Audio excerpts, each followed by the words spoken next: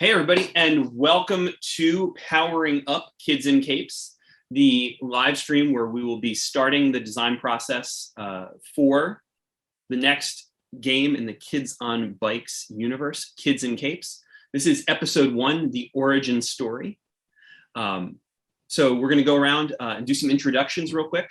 I am Doug Lewandowski. I use he, him pronouns. My socials are really just the one. Twitter, it's easy though, at Doug Lewandowski. And we're doing favorite teen superhero for the first one. My favorite teen superhero is Ms. Marvel, absolutely. All right, over to John. Hi, I'm Jonathan Gilmore. My pronouns are he, him. My social is on Twitter. I'm at John Gilmore, JONGILMOUR. And Doug took my favorite teen superhero, so I'm going to have to go with Squirrel Girl.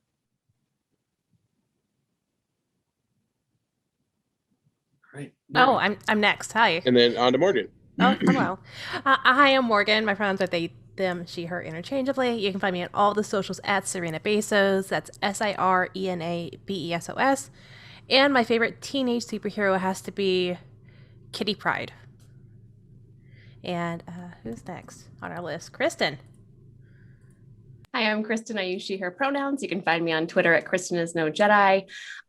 We were talking before we went live, and I said my favorite teenage superhero is Princess Leia. I still think that's a good answer, but I'll give you another. Raven from Teen Titans. Austin, how about you? Hey, what's up? My name is Austin. My pronouns are he, they, and she, whichever one you want to use. However you're feeling, that's on you, not really on me. I've given you your options. You can find me on Twitter at Sailor Scott Austin. That's at Sailor SCT Austin. My favorite superhero that is a teenager is a tie currently between Miles Morales Spider-Man and Leonardo from the Teenage Mutant Ninja Turtles. Ooh. Okay. And over to Nick. Hi, I'm Nick Sauer. I pretty much answered anything. My favorite teen superhero, well, I was going to do a couple that were picked, but I'm going to have to go with Starfire from Teen Titans. Warrior, Radiant Warrior, and royalty too, actually. Cool. So over the next 6 weeks, right? 6 weeks? Yep.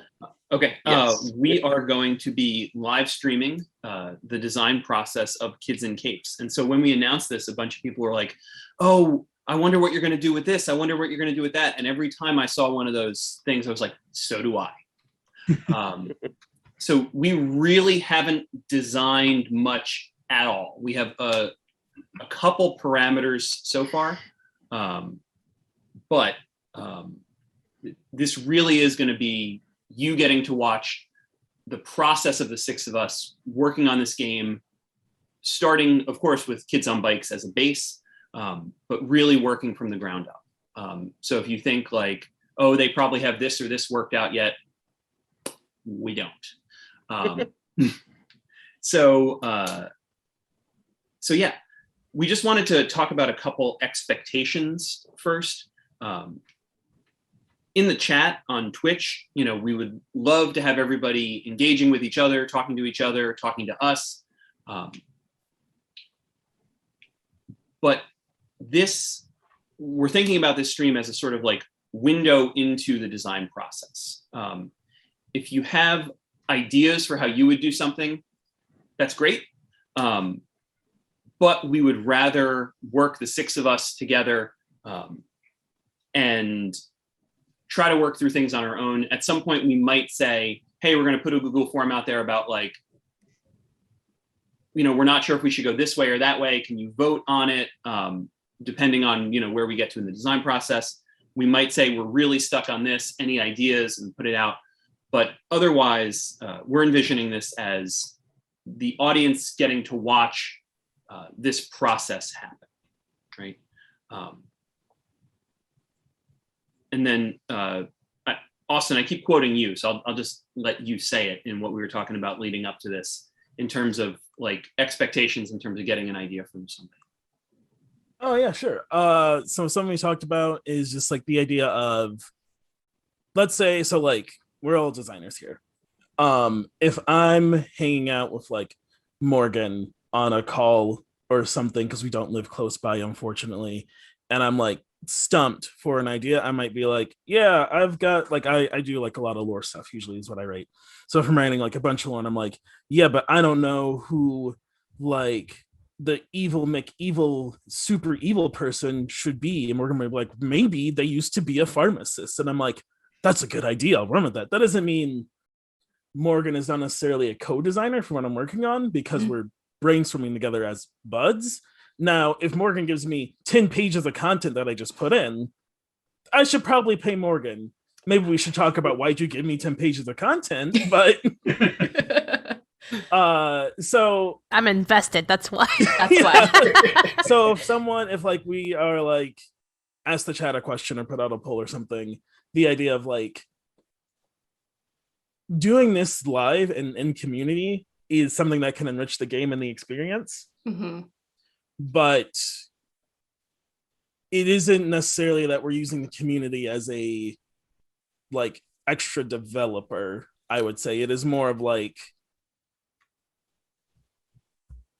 brainstorming. We're brainstorming, and you, the audience, are part of like brainstorming as if we're all friends. And some of you watching might be our real friends, but remember, we're not all friends with all of you watching.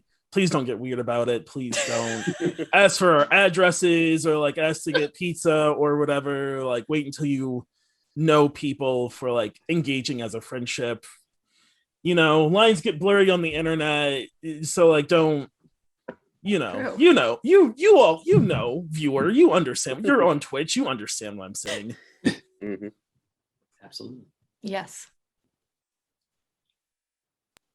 So, Well, if you do have any questions specifically, because there are people in the chat who are interested in game design, if you have questions about game design things, feel free to approach us afterwards, or if we're nearing a break or waiting for people, I'll try to keep an eye on it, and we'll answer questions as we can. But we do want to stay pretty focused on the design of this game so that we can meet schedules. But feel free to approach any of us on, or me personally at least, I shouldn't speak for everybody, but game design questions, things like that. That's absolutely totally that's absolutely acceptable.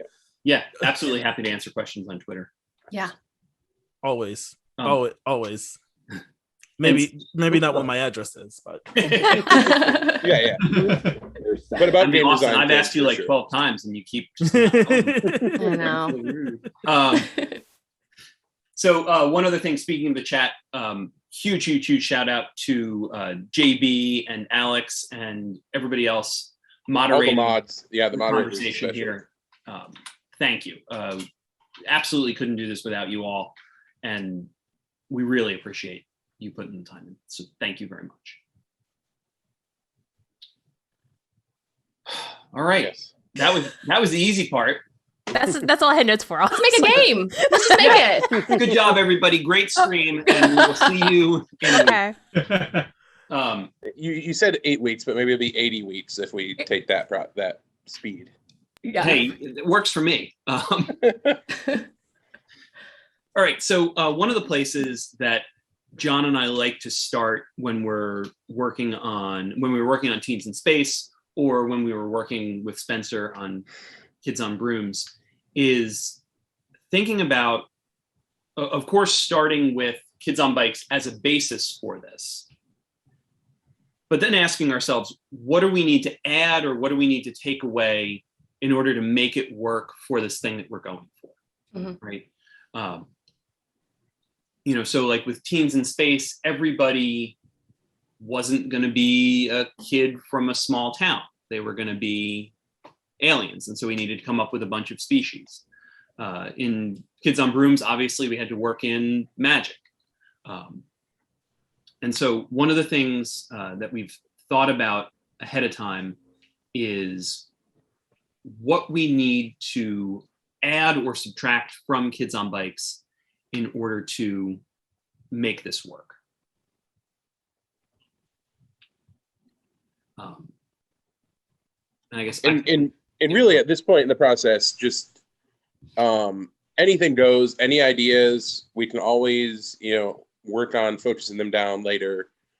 So as we're discussing this, normally we would just write things in the document, but we want to kind of discuss them. So anybody who wants to jump in, and we can jump between the different questions as well.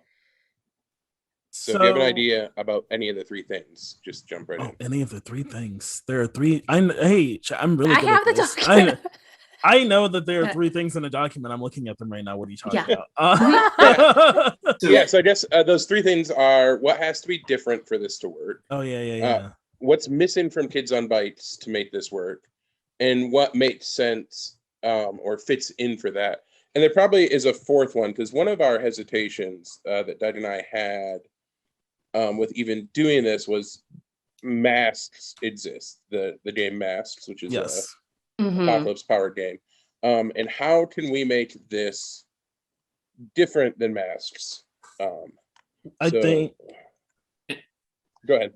I have something on the Mask element, because I've thought a lot about that, because I run and play Mask a fair amount. And I think the big thing is Mask is very much focused on everyone's relationship to everyone. It's very much about like your relationship to the team's relationship to itself, and then your relationship to the adults in the world, be it the adult heroes, or the adult villains, or your adult mom. Like, I think like in Mask, one of the things is like every single adult has like influence over the player characters, because they're all kids, and like and so the big thing is the push and pull of almost like the adult world versus the teen world. And one thing I feel like it could be interesting, or something I wish to explore, is the idea of like, I guess that push and pull can exist, but it not being, it's like, that is like how you are putting pressure on players as a GM in that system. Is like, there are adults who want you to be a certain way, and they're like pushing your character one way and you're pulling a different way. And that is like the tension of that game. Because similar to like Kids on systems, like there's not like an HP tracker. You don't get hurt besides thematically. Like I've had sessions where like a player like hurts their leg really bad and they have to leave the fight, but there's no like HP or hurt, like you have to go to a hospital situation outside of like thematically. It just kind of happens. Like we have a scene where you go to the doctor. Right. Yeah, and that's something I think we're going to have to work into this to make it work, right? There, not HP necessarily. I think off the bat, I don't think that's a direction I would want to go. And I know you're not suggesting that, but like, what do you do with injuries? How do you stay in a fight or get taken out of a fight? Well, I know like for Mask and Chimera, they use conditions instead of injuries or hit points. So you gain a condition, and eventually like when you gain too many conditions, you're at a breaking point, I believe, or like some sort of language like that. Blades in the Dark has a really cool system where you actually have tiers of damage, and as you service starts spilling over and going to the nastier tiers as it piles up, which I think is a much better simulation in hit points by like a mile. Taking stress until you reach a trauma. Right, that's it. Not that we want to call it trauma in this, but I think marking stress until you reach a trauma is an awesome mechanic. We could do something like that. Strain, stress. That's something I was considering, some kind of like hurt, harm, ow. Maybe it's just called ow because you're like your teen, like meter of, because I feel like, so I have the most experience with Kids on Brooms with Morgan, actually. And it's like that has like there's a fight, it's just called fight, right? Yeah. And I'm like, I like that there's a fight, but like I want like a way to like track that I got hurt, besides me saying like I got hurt because I was doing like dope wizard shit. And you were doing some dope wizard shit, so it's fine. I mean, I rolled really good. I didn't get hurt, but the other guy, whoa, you should see him. And so I feel like, especially for superhero stuff, I mean, even if you look at so like Into the Spider-Verse, like they like when you are some sort of superhero, you see like either through your abilities or through your super cool super suit that your super brain made. Like your ability to like get hurt and take damage is a higher threshold than a person. Right. But I think there should be a way of like tracking the like Kristen was saying, like the strain on your body. Like a teen superhero can't fight as long as an adult hero because they're not as used to it, but they can fight longer than like a teenager, like a typical teen. And I'd love to see not just body, but also strain to mind, emotions, relationships, whatever we decide. But definitely. Just thinking about like those ones with psychic powers, and you just see them struggling as they're starting to get a nosebleed. You're like, oh yeah, that's yeah. Well, one system that does this really well is the dice up system. I think. What's the system? What's that? What's that system? Tell me about it. Well, it's designed by Kristen and Tim Devine. And so that has your 3 stats, and as you push yourself, you take strain in it, and that strain eventually piles up and causes those kinds of conditions. Right? Yeah. Oh yeah, I remember that. Yeah, we use that for a podcast. yeah. That's sort of like Spire does something similar, where every time you take a sort of damage, and they have like multiple, there's like a bunch in Spire, but every time you do, you roll to see if like the strain like causes something. They call it fallout. So I also think that's interesting of like I like it. I almost like that idea more as if it's like a static thing a player has control over through some sort of like either a skill they picked or something. Because it's random if you roll. So I'm like, one time I had like 15 like blood strain, and I was fine. But the other time I got like 2 blood strain and I rolled bad. And I'm like, so one day I can take like a knife to the leg, and the next day like I tripped, and that feels. Look, sometimes your breaking point is just I'm just stubbing your toe. Some days that's enough. Some days that's it. Out of spoons, it's all knives, baby.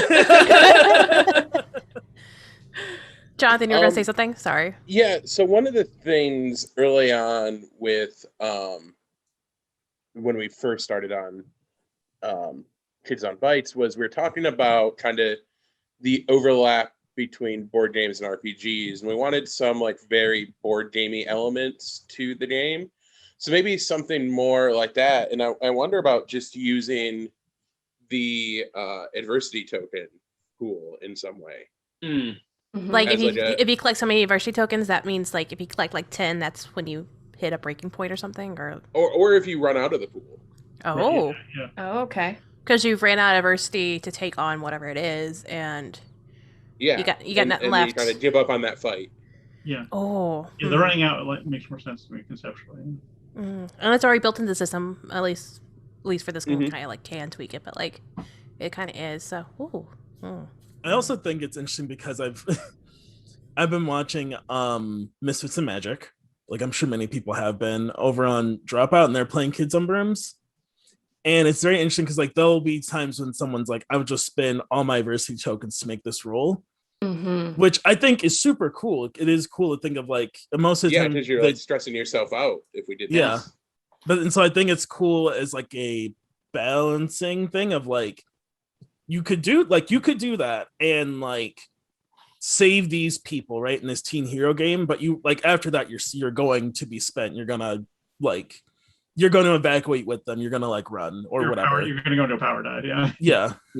Like I definitely like some way to push past that, but at a bigger risk. And I think like a breaking point in a way. Like yeah, and maybe it even ups the like if you're out of adversity tokens, it ups the difficulty of things because we have that built-in system of the difference in the difficulty challenge and the success is how bad it fails or succeeds by, and then that scales. So I think if you're out, it lets the GM possibly do some interesting story things, right?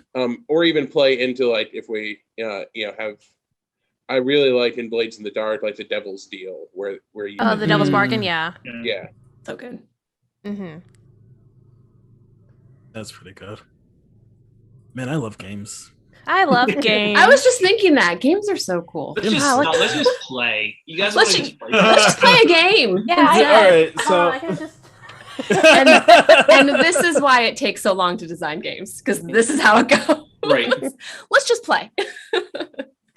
So, okay, so that kind of, without going too far off path, Yeah. so kind of the first thing was hit points or exhaustion or getting knocked out of a fight. So that's one thing missing from Kids on Bikes for sure. What is another thing, or any of the other questions? One other thing about standing out in terms of the genre, something that we talked, and this is like one of the few things that we actually discussed ahead of time and sort of did some design on already, is this idea of the origin story that that a lot of games are, okay, you're a superhero, what are you doing? This is, you are not a superhero, but you just discovered that you can shoot bolts of lightning from your fingertips. What the hell are you doing? Yeah. And so like that's sort of like Into the Spider-Verse is like a perfect example, right? Like you have your hand stuck in your crush's hair. Like, how do you get yourself out of this? Right. Such a good scene. It is. It's a good It's movie. The whole movie. The whole It's, movie. it is very much a perfect arc from teen to onset of powers to superhero. And be it, it's a movie, so it's kind of like rushed. But I mean, I think not enough time is spent because, and I get it. Like, I understand people like, but I want to like fly and shit. I don't want to like have a session of, I don't want to like have a session of me training, but a lot of interesting stuff happens in that like intro, and I think it could be interesting to be able to slow that down, as it's like not that the whole game is around you becoming a superhero, but I do like the idea of like it doesn't start and it's with the GM decides. If the GM decides you're just superhero already, you're gonna skip that whole chapter one. But I like the idea of like, Well, So- wait, you want to? Oh, sorry. Go ahead, Morgan. I was gonna say I'm gonna do a deep cut here, but like Heroes, the TV show. yes, It's actually one of my yes. favorite TV shows. So It like, is yes, because yes, like that. you actually get to know who they are, and then they just after this eclipse, they slowly start turning into like what happened, and just it's so good. I don't care what people say; it's so good. Yes, The From a first comic- season was fantastic. From a comic book standpoint, the one I read, not well, I guess a year ago now, Runaways, the very first Yes. Runaways. The whole thing is yes. Figuring it out. Bomb dropped on them, and then they're like, now we got to figure out. Oh, well, I guess we have powers. I guess, and they're having literally the entire series of them sorting that out. Yeah. Yes. And the thing that I actually used to convince Dud that this was a good idea, this project, is Stargirl. I think it's on HBO Max now. But that's another. It's like a longer form. Like it's nice because it has room to breathe. But that whole arc.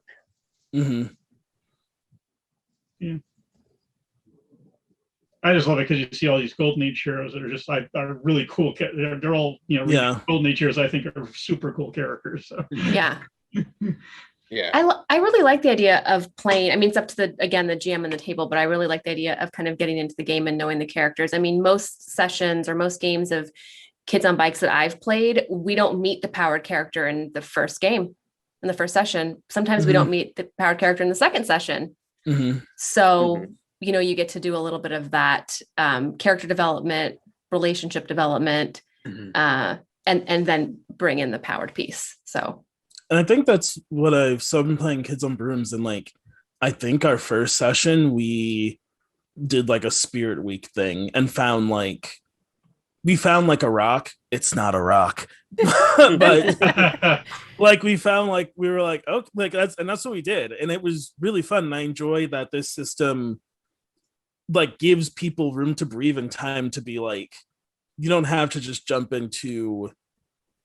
It's almost like what I enjoy about like the Kids on stuff is like on and in stuff is like it gives you room to breathe in like each part of a narrative of a story. Like you have room to breathe in like the intro before when you're just a teen and it's maybe you're a magician or what have you, but you're like, this is mine. Like I have magic. This is normal for me. And I'm just like living my normal magic life before like a bomb gets dropped on you and like you're like, oh, there's like a weird mystical thing going on. And so I think for this system to have time with that, with like your teens developing powers, and then like it's up like maybe a bunch of people have superpowers, maybe you're the only people ever have superpowers, so you like super don't know what to do about it. But that idea is I like want to play that because it is very enticing. I just love the idea because I love playing games where I get to like have the character breathe and grow in general. So be it Powered by Apocalypse, like, you know, because Monster Hearts is one of my favorite games. Just like having a character that you can breathe and grow and just like have them develop, and then like have this other thing just like, oh, now this is happening. It's like it's a little twist, and like I think that'd be great to like see how they react to it and see where the path goes in any direction, because they could try to deny it. They could try to like lean into it. They could try to like fall maybe on the wrong side of the tracks and like do it for not so great means. Yeah, and like I almost, if I were running this, I would almost want to surprise players with this, right? Like, and I don't know why this stuck with me so much. I don't know if you all remember the Malibu line of comics that came out in like the mid 90s. They were really, really bad for the most part. But there's this one in San Francisco where like there's a bunch of people on a trolley and the trolley gets struck by lightning and boom, they all have superpowers, right? But like the first issue is like them going about their days and like how they wound up on this trolley and stuff. And if I were GMing, I would almost want to do a thing where it's like, yeah, y'all, we're playing kids on bikes. Let's make our town. Oh, this is your town. These are your relationships. Where are you all right now? Who else is with you? Okay, that's struck by lightning and you all have powers. Right? Is that step one of setup is just trick the players into playing? Trick players. You open the book. Step one: don't tell any of your players you have this book. Hide it. Someone in your house, put it away. Hide it. We're gonna give you a false cover. It's gonna be like. Go ahead. Sorry, Morgan. Oh no, you're just gonna get like a kids on bikes false cover to go on top of it. It has like a dust jacket. Yeah. Yes, it does. It's just like that. There it is.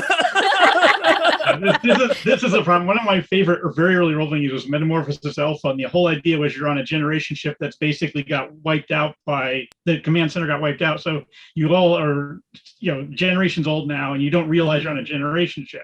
So you're literally starting in this environment where you're in this village, and suddenly you ultimately find out. But the problem is the ship's on the cover of the book. So the only way you could actually effectively run it, if I were to run it, would be say, okay, we're playing Gamma World, and not tell anyone until suddenly someone finds an airlock or something. It's like, wait a minute, what's going on?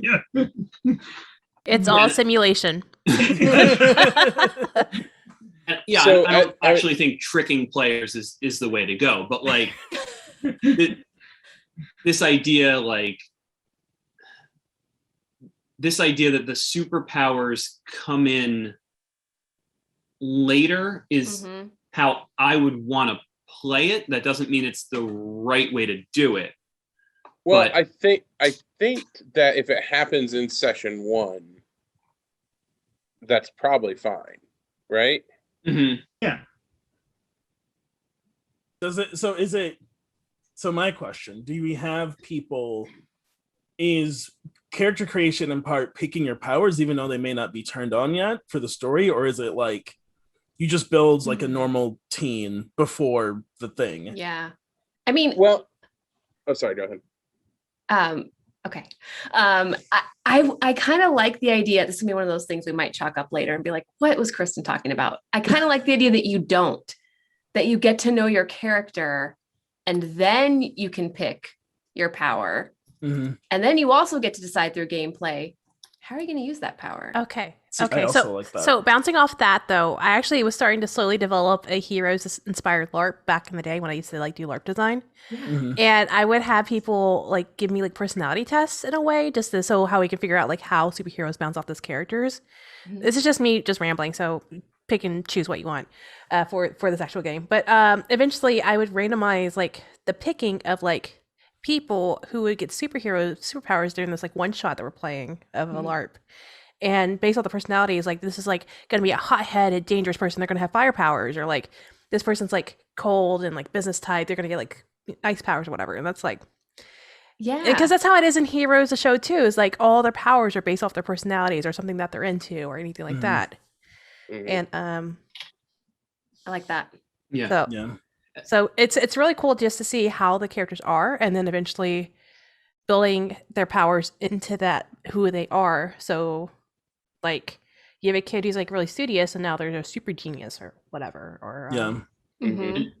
Well, I guess in a broader stroke sense, I guess a question that I want to ask, and maybe Dud or someone else has had feedback, because I haven't heard a lot, whether people like it or not. But in Teens in Space, we kind of did broad stroke world creation questions. Is this something we should actually let the players and GM determine between them? Like, do they want to play in a world where the powers are already established?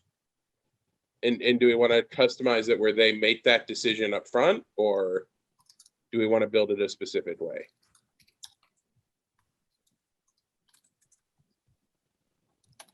That's a good question. So I was going to be about idea of the origin thing, and it kind of, I would think that it would have to be the players. I had an answer here and I lost it now. Sorry.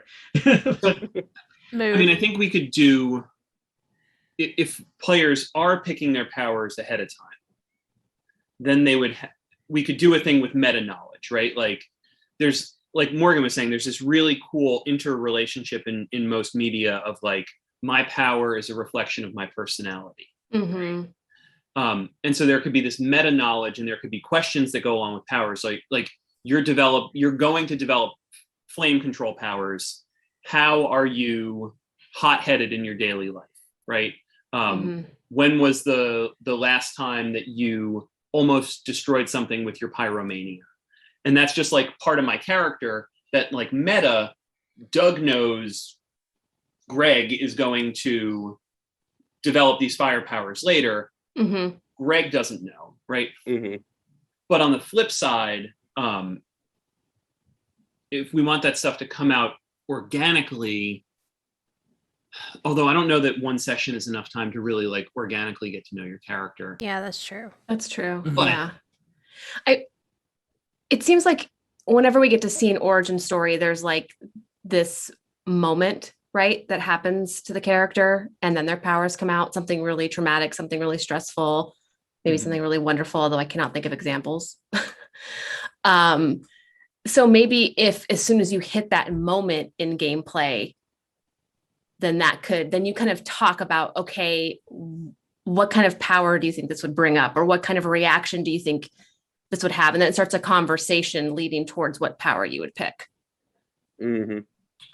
Austin. Okay. All right. Is it, so what if it's best of both worlds? What if it starts, you have your powers, you're doing stuff. What if it starts in like the event, and it is a,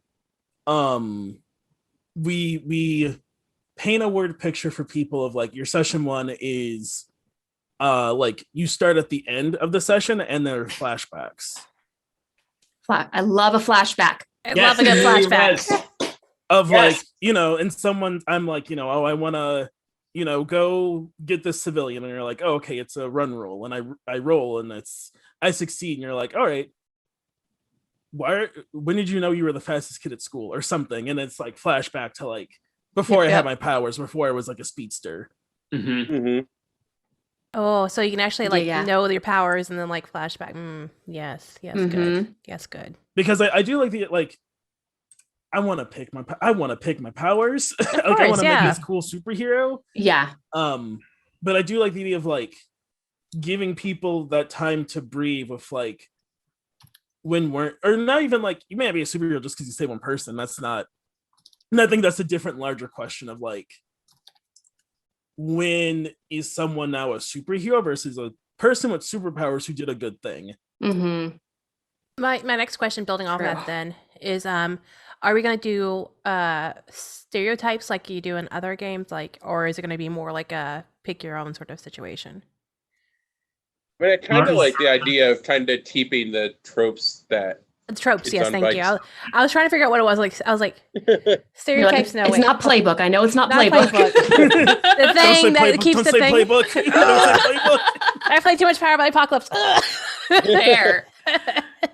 Well, archetype would be the other thing. That's what they call them, archetypes a lot. So Yeah. Yeah.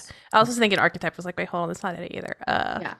So keeping Well, those though, that's a good question. Well, do we build those into like, or I think it could be interesting because I think it ties into what everybody else is kind of saying here, is if we leverage the tropes that we have in Kids on Bikes already into building what your hero is.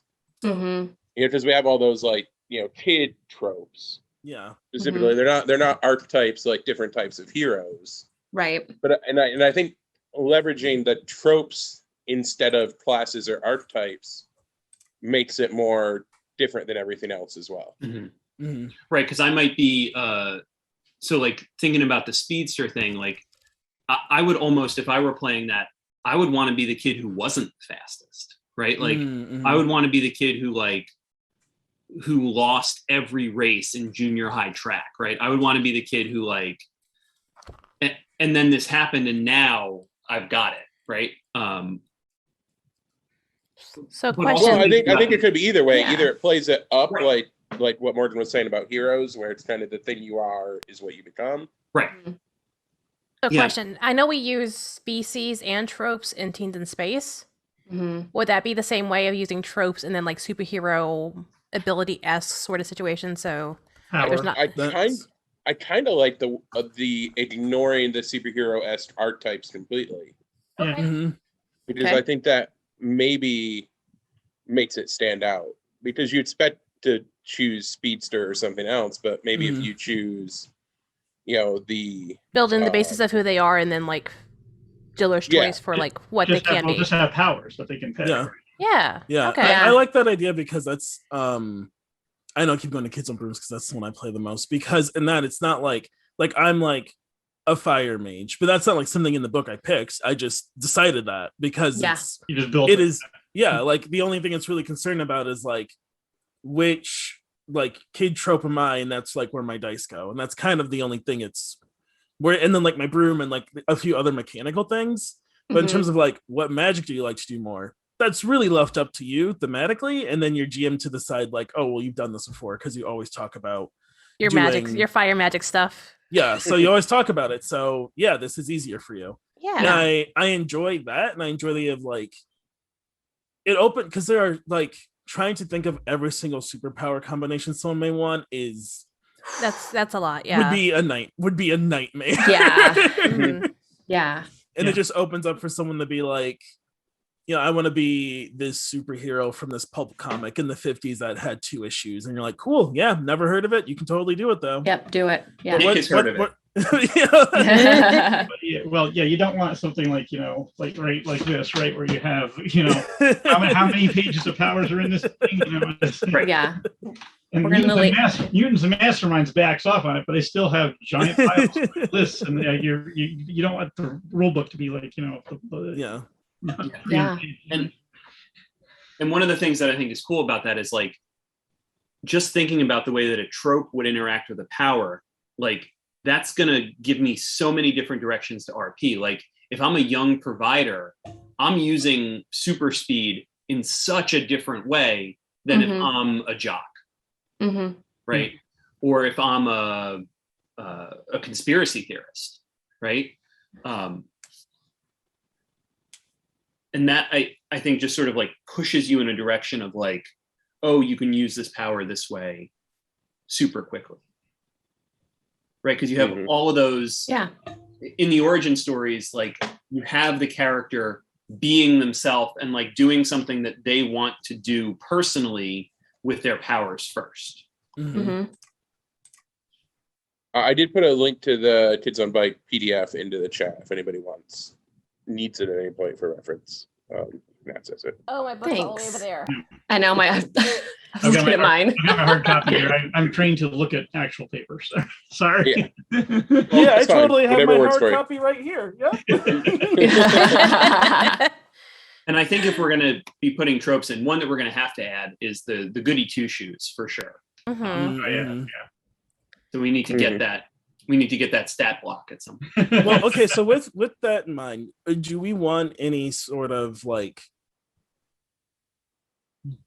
hero villain meter track? I don't know how like that seems like such a thematic thing. Like I can't gamify that, and I don't want to put it on your GM to be like, well, that's evil because I'm the GM Right. and I say I- so.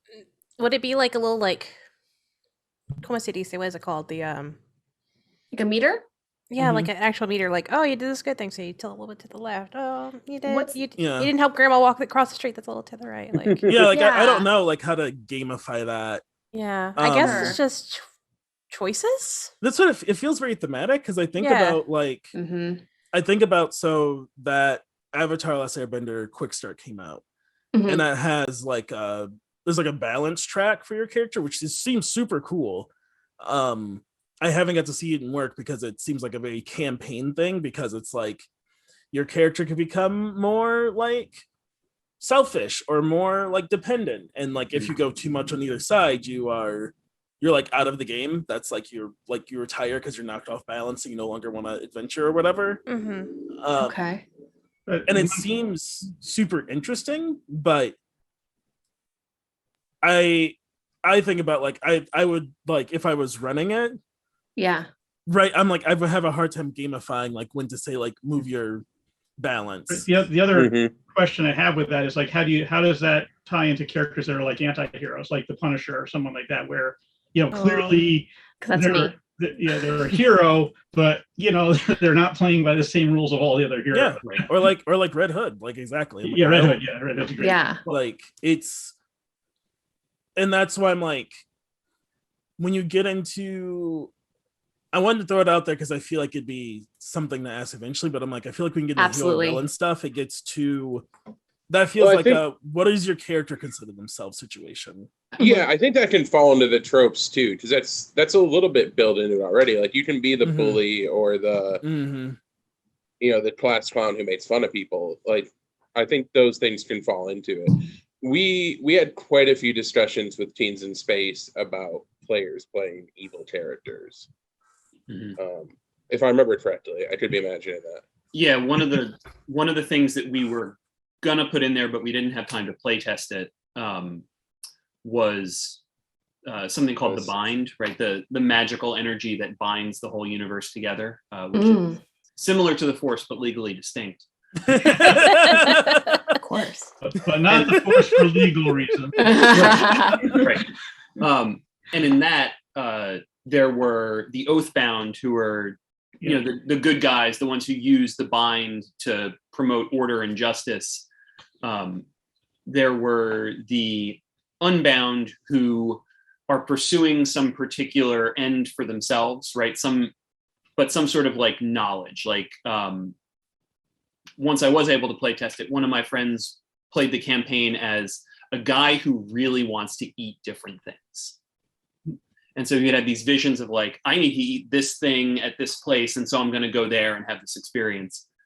And then there were the Hellbound, who are evil, right? And in there we had built in like, because of the selfishness, because of the desire for power, because this wouldn't be about a team, you just can't be, you can't have a player character who's Hellbound. Mhm. Because then I'm going to be, if that's me, I'm going to be manipulating everybody else at the table. And like, I guess maybe that's a way some people might want to play, but we're going to say not to, just so you don't have somebody show up at the table and be like, let me trick all of you, right? That's not in there. It's not in, I just was looking through Teens in Space. I remember reading that when It came out as part of Free Content Friday. Oh, okay, all right. I was gonna say I remember reading it at one point, but Yeah. Yeah, that's because it gets into like if you're an antagonist for the party in the party, you're an NPC because you're all like a group. I can't run like Right. 3 separate games for like you two that want to be a team and you who wants to be an antagonist, and Yes. then have you all PvP, like go do something GM-less, I guess. I don't know. Right. Well, then, like you're staring at your watch trying to split the time between the players. That you don't want to do that. Right. Yeah. And so I think if you want to do like a Punisher thing, then like all of us are anti-heroes, right? We're all in this together. We agree that we're going to accomplish our goals by any means necessary. We agree that, these evil people deserve death, and we're the ones to decide who gets it. Mhm. Right? Well, I think one person could be like, the bully or a Wayne type character. Yeah, like in Mass, they have the delinquent, which is like the one who's like, oh yeah, I don't think this is the greatest, but like guess I'll do it anyways, but like just like cause a ruckus the whole time. And they're more like they're like mischievous. Mm-hmm. Mhm. And so I think something like that, or someone being like an anti-hero, is, I think it's just like one of those things, like maybe there's like a prankster character too is Yeah. gonna kind of fall into that category. Yeah, Or an alternative one who's like, yeah, I don't work for the man. Yeah, Man, like and it just gets, and that's all part of the questions that like that this, like, all these games have been great at talking about, like, what kind of game do you want to play? Right. Make sure you're all on the same page, because if you're not, and one person's like, if the group disagrees with my morals, I'm going to do it anyway. It's like, well, eventually you're going to either have RP moments to come together, or you're going to leave this group, and you'll have to roll a new character because you're an NPC now, because everyone else wants to keep doing this, and I can't run 2 games at this table. Right. Yeah. It would get good role playing moments unless, like you said, player. Yeah. That's the only downside to it. Yeah. I feel like that can be done in any system depending on your table, though. Yeah. Right. Yeah. I mean, we don't want to make it easier, but I feel like I've played many games where that has happened. Where you think it's co-op, and then you're like, oh wait, there's that one person or 2 people. So. Oh yeah. Oh my God. Yeah. I could tell you stories. Oh jeez. Oh, I think we all have stories. It's a different show. So kind of bouncing off that though, I think one of the things that might be missing from Kids on Bikes that we may want to think about is actual like villain creation and motivations. Yeah. Yeah. Like we have the more nebulous, like these are the monsters or these are the bad people, but like maybe something a little bit more concrete for coming up with things for the players to work against. Right, because it's very much like, if for like super powered people stuff, like it's like opposing super powered people, or I mean, it could still be like there's some evil organization or something, but like they probably have super powered people in your way, or some kind of giant robot that you need to smash. Yep. I like the motivations idea for the villain, because of the best villains that I love, all the comics say the very best villains are the ones who think they're the heroes. They think they're right. There's literally no question in their mind that what they're doing is going to help everyone, and they're correct. And well, just if no one else understands them, that's on them. Yeah. That actually gives me Stargirl season 1. What? Stargirl season 1. Yes. I was gonna say Falcon and the Winter Soldier, the whoever Flag Smasher. Harley, yeah. Yeah. I was gonna say Lex Luthor is one of the best villains ever. Lex Luthor is like, so we all trust this man from the sky who is a god. Yeah. Why? That sounds ridiculous. That's a ridiculous thing you just said. He's not even human. Yeah, he's like, that's a ridiculous thing you just said. We just trust this guy. Yeah, we shouldn't. He won't even tell us. He won't even tell us who he really is. He's an identity. He doesn't. He's literally invincible. And Magneto, who's like such a well-motivated villain that like a bunch of times who's not even a villain anymore. Exactly. I totally feel that way about Magneto. Right. So Thanos, so true. Yeah. Well, how many people you've seen wearing those Magneto was right, or Magneto was shirts, t-shirts, or buttons, right? Those are items you can buy. Yeah. I mean, he started out by killing a bunch of Nazis, so I'm on board so far. Right. So I think that is a very good portion as someone who's an eternal GM for home games. I say with one of my GMs here. I was about to say, excuse me. Listen, the reason I only play for streams is because at home I run like 4 games. That's valid. So on stream, I'm like, no, I will never run a game. I probably will one day, but I enjoy that as Austin, like will you run a game for me? Maybe. As someone who has to like build a lot of things to be obstacles, anything that gives me tools to build things is like, bless you. Thank you so much. Yeah. So let me look at this. Is there I'm looking at kids because I've still not played Kids on Bikes. I haven't played Kids on Brooms, so we'll balance each other out. There we go. Something I've been curious about, are there like rank up systems? No, but I think there would need to be for this. Yeah. So Magical Kitty Save the Day. Nick, you were the one who suggested that I read this. Has a really good thing with that, like a really simplified ranking up system.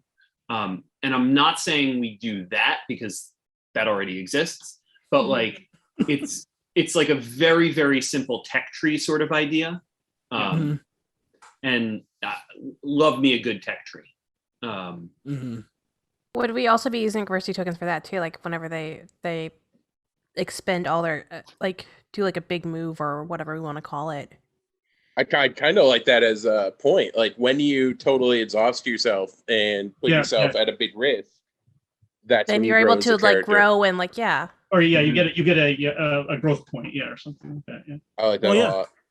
Because it gives people incentive to, because otherwise people are just like, well, I just won't use them. So unless you give the GM a way to take them, then it doesn't, because then it incentivizes people to use them and to use them in like interesting, unique ways. And then it's like, well, that's how you'll eventually rank up, is if you use them. I guess you can wait until like video game design, they would call this greed. The greed factor. Like, oh, I spend them all, I get this other thing, you know? Yeah. Well, yeah, because as soon as we make them precious, as soon as it's like spending them can hurt you, like if you spend them all, people are going to want to hoard them. So we need a way to make them keep spending them to like help their friends, to help themselves, to overcome challenges. Yeah. And building off of that, one of the things that I love in like the team origin story is like, how do I decide when to do for myself and when do I decide to do for others? And I would love if we could figure out a way to like mechanize that tension in terms of the progress. Like, this is something we just mentioned like briefly in the in our chat, like the idea of like the fastball special, right? Like, do I spend my growth points or whatever we wind up calling them on learning how to have like my character to just get chucked at the bad guys by Nick's character? Or do I spend this on learning more about my healing powers, right? And that tension of like, do we do this together or do I focus on me? I'd love to see that mechanized. Yeah. Is it like, so you mentioned a tree, so now my head's like skull tree. So is it like clear like team path, you path? So to speak, not, and we may not leave it like that, but is it something that's kind of like look like you can tell these are like team up things and these are like you things, or is it more of like inter you know, like I don't know if we want to intermix or if we want it to be like and more defined. And then it's like, I don't know how many times we would expect someone to like rank up in a campaign, so to speak, you know. Like I think it should be, you'll have to make hard choices. You're not going to be able to fill this thing out, I guess, unless you play like a 4-year game, but that's really on you. Right. Oh, or maybe so I like the idea of if there's some sort of like whatever rank up system is that like after so many rank ups, it's like done. Like you plateau as a teen hero, like, you know, like you can only as a human learn so much and do so much. You might get really good at what you know how to do, but you can't learn skills endlessly. Right. Yeah. And you can't learn them like super fast either. Like it's going to take time for things like your fireball. You don't have really control of it until like after you get used to using it for a while. So what makes you think you're going to do like a fire tornado? I don't know. Yeah, Right. I like lots of little growth. I think having like lots of smaller growth points with a hard limit cap is really interesting, and especially if you're deciding to spend those on cool interaction things or making your powers better or things like that. And I also think I added into the notes already, but another thing that's missing from Kids on Bytes is superpower mechanics. We have them for the powered character, but obviously they have to integrate into the player characters now in a different way than the other systems did. And I think in kind of building on what Austin was saying, I think that powers could be an interesting sync for adversity tokens as well. Yeah, like I'm kind of like looking right now at another game called it's from the What's So Cool About genre, and it's What's So Cool About Lucha Libre, and they have a thing called El Super Ataque or a super attack, where you sort of like build up slowly to like get that super attack. So maybe it can happen. We can talk about mechanics with that like later for like fight teams and whatnot, but like having them build up and doing like a team attack or a super attack or something would be really cool too. Yeah, so if there's like a separate meter for your team working together, right? Like as we get pummeled in the fight, we're going to gain adversity tokens that we can flip around and use, but maybe there's also like team tokens. Yeah, like in Marvel versus Capcom 2, right? You have that team right, like the more you hit, but also like the more you get hit, you're building up until you call Juggernaut in, right? And so I think that's really cool. Well, you could also give it player choice too, where like we go with the concept where when you burn out your adversity tokens, you get a growth token. You have to player can choose they could take a growth token or a team token. So they literally have this dual track of deciding what they're going to do. Yeah, I like that. Or build up piles of both of them, whatever. Yeah.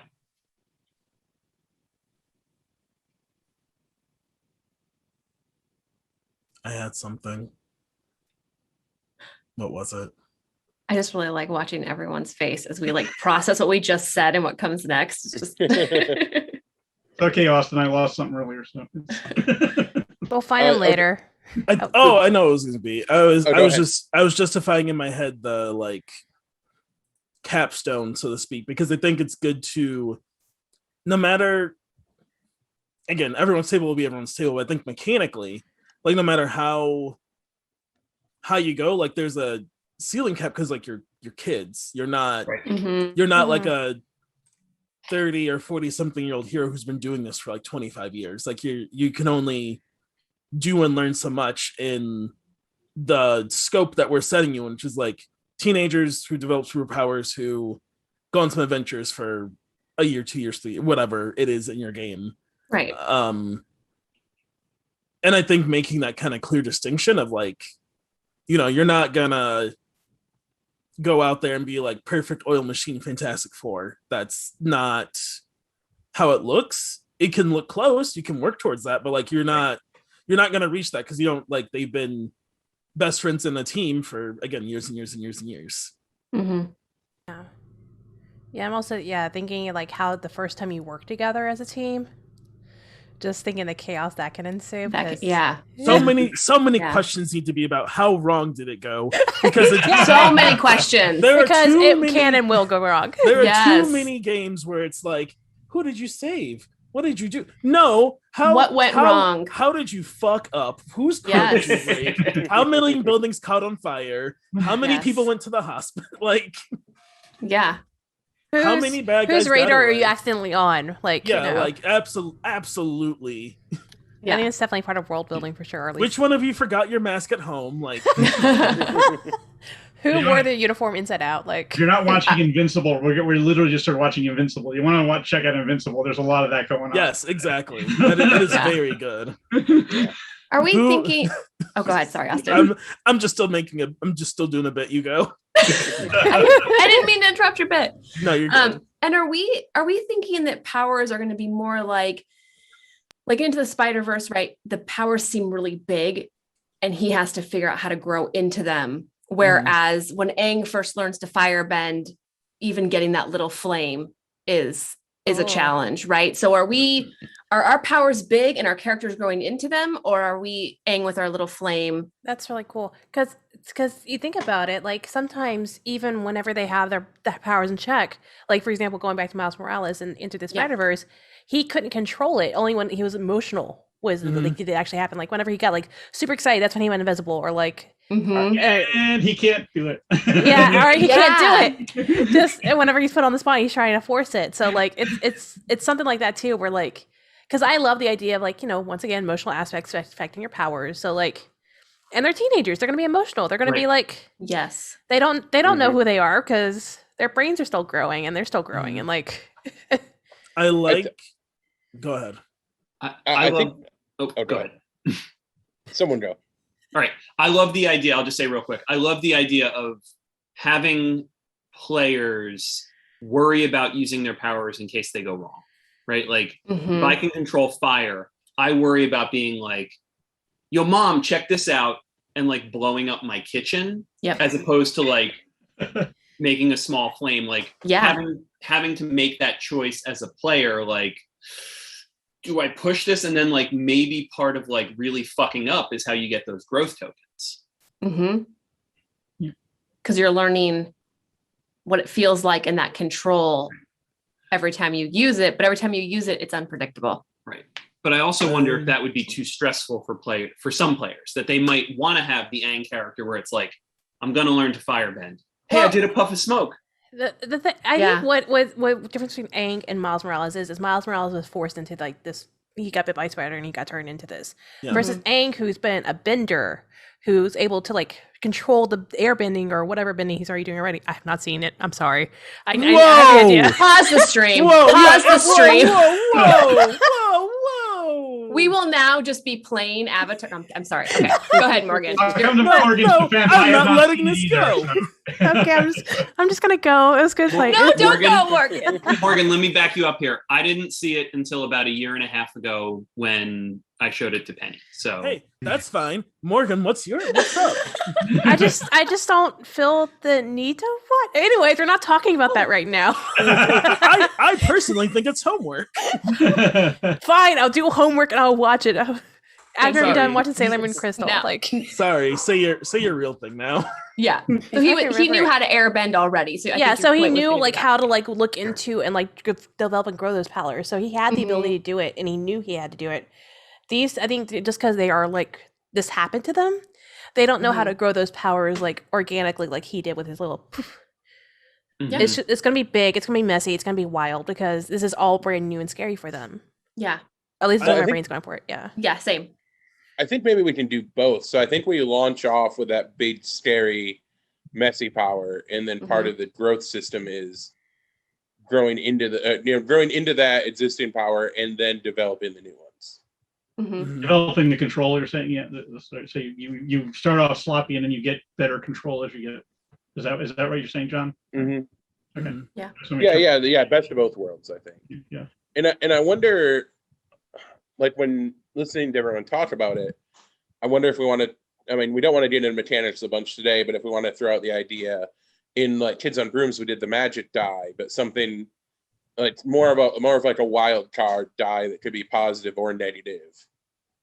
So you don't necessarily know like when you use your powers where they're going to go. That is exactly what I was going to say. Is like I feel like you could introduce that with like because Kids on Broom has the magic die. Maybe there's some kind of super. You're using your magic, not magic abilities, but maybe you're using your superpowers. Yeah, your powers. But maybe you don't get it when you start. Like when you start, it's just like different. It's just harder. Yeah. And then it's introduced in this like in this somewhere like, in the tree. In the tree, like everyone has it, like in an accessible portion of like your growth thing is like now you get like your superpower die. So checks are easier. Checks get easier. I think over time, maybe. Yeah. And I know it's also controlled by the GM because they set the difficulty. So it can just be like, right. Oh, you want to fly and you've flown twice, difficulty 32. Good luck. Right. And I was thinking with the magic die, that was a sort of like small boost to it. we could, and like John said, I think today's not the day for mechanics, but just to throw this out there, like if I'm flipping a coin and the number of times it comes up heads just boosts and boosts and boosts this power, that could be a cool, like, I'm producing this flame, heads, shit, heads, heads, stop, tails, thank you, Jesus. You certainly are producing the fun, yes. Right. Just as like a really, like, it could go either way kind of thing. Mhm. But I like the idea of it being good and bad in some way. It's great that you're doing it, but oh god, so much like. Right, and maybe sometimes I'm like, I can do this. Come on, heads, tails, son of a. This is so much webbing. God, Right. that reminds me of a TikTok meme that's going around. It's like, oh, a slice of pie, thank you. Oh, another one. Oh no. Oh god, more pie. Please stop. Just like so much pie.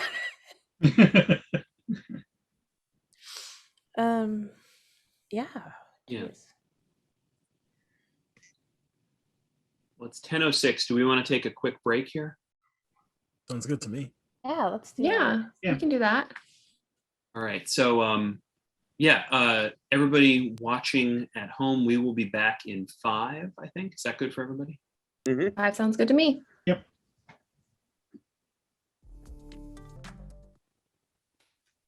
All right, and we're back. Sorry for running over a little bit, but my cats won't feed themselves no matter how much I try.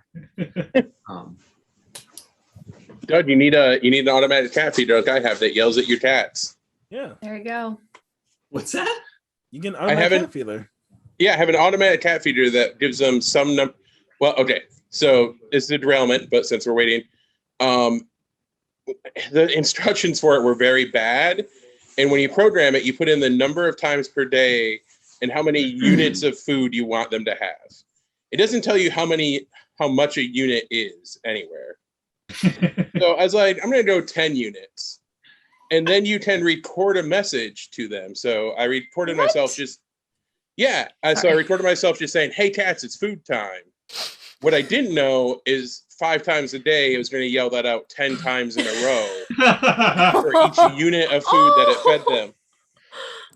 Well, you're doing better than the guy on Housebroken. If you ever, I don't know if you were watching, it's an animated thing. The guy just dumped all the cat food for his cat and went away for a week or a month or whatever it was. The cats had to self-regulate, and you can imagine how well that worked.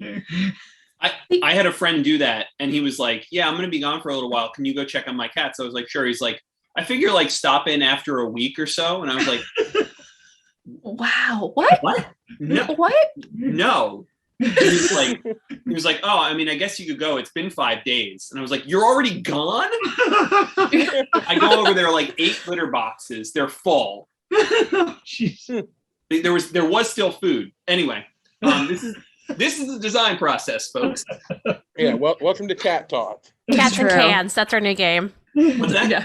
Cats in cans. And That's our tiny new little game. tuna cans. Yes. Like, yeah. That's very true. Because how many times have you been talking about a game that you're designing, and then all of a sudden you're talking about another game that you're designing, or want to design, or need to design right away? You're like, oh, speaking of that, I can add this into this game. Yes. I need to make clear right now for literally everyone here. Oh, Some okay. of you already know. If you utter the words Chuck E. Cheese, I am legally obligated to talk about Chuck E. Cheese for an hour, so just stay away from it. No, please, Wait, no one test this what? theory. I'm curious, but also we don't have the time right now. I'm letting you know. I am letting you know. I'm mentioning it now. Just like if someone's kid has a birthday party and they go to Chuck, do not bring up Chuck E. Cheese because it'll be a whole thing. Don't People on test me. Twitter, please at Austin about Yes. Chuck E. Cheese. Yes, Please. Thank you. absolutely. All of you Feel free. now, please. Feel free. Can we? I hate I to put bring it us in the back notes. to game design.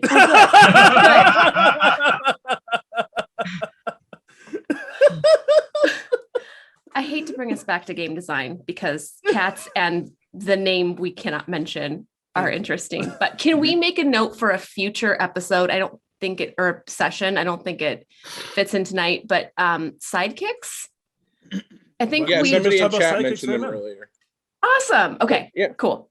I just We can make figure like as- a make I it think like a. sidekicks are cool. Oh yeah. they're so cool. John's got it. Yeah, we can make it like you say, like a little like portion, and be like next time to bring up, or some ideas to bring up, and like elaborate more on like a little area. I have so many things I want to say about sidekicks.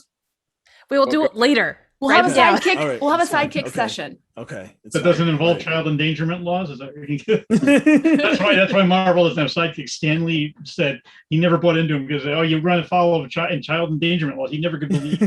I mean, that's why you don't see sidekicks in the Marvel universe. Yeah. And I don't know. yet I think Professor our Xavier kids is like, yeah, they're 13. Yeah. Go fight.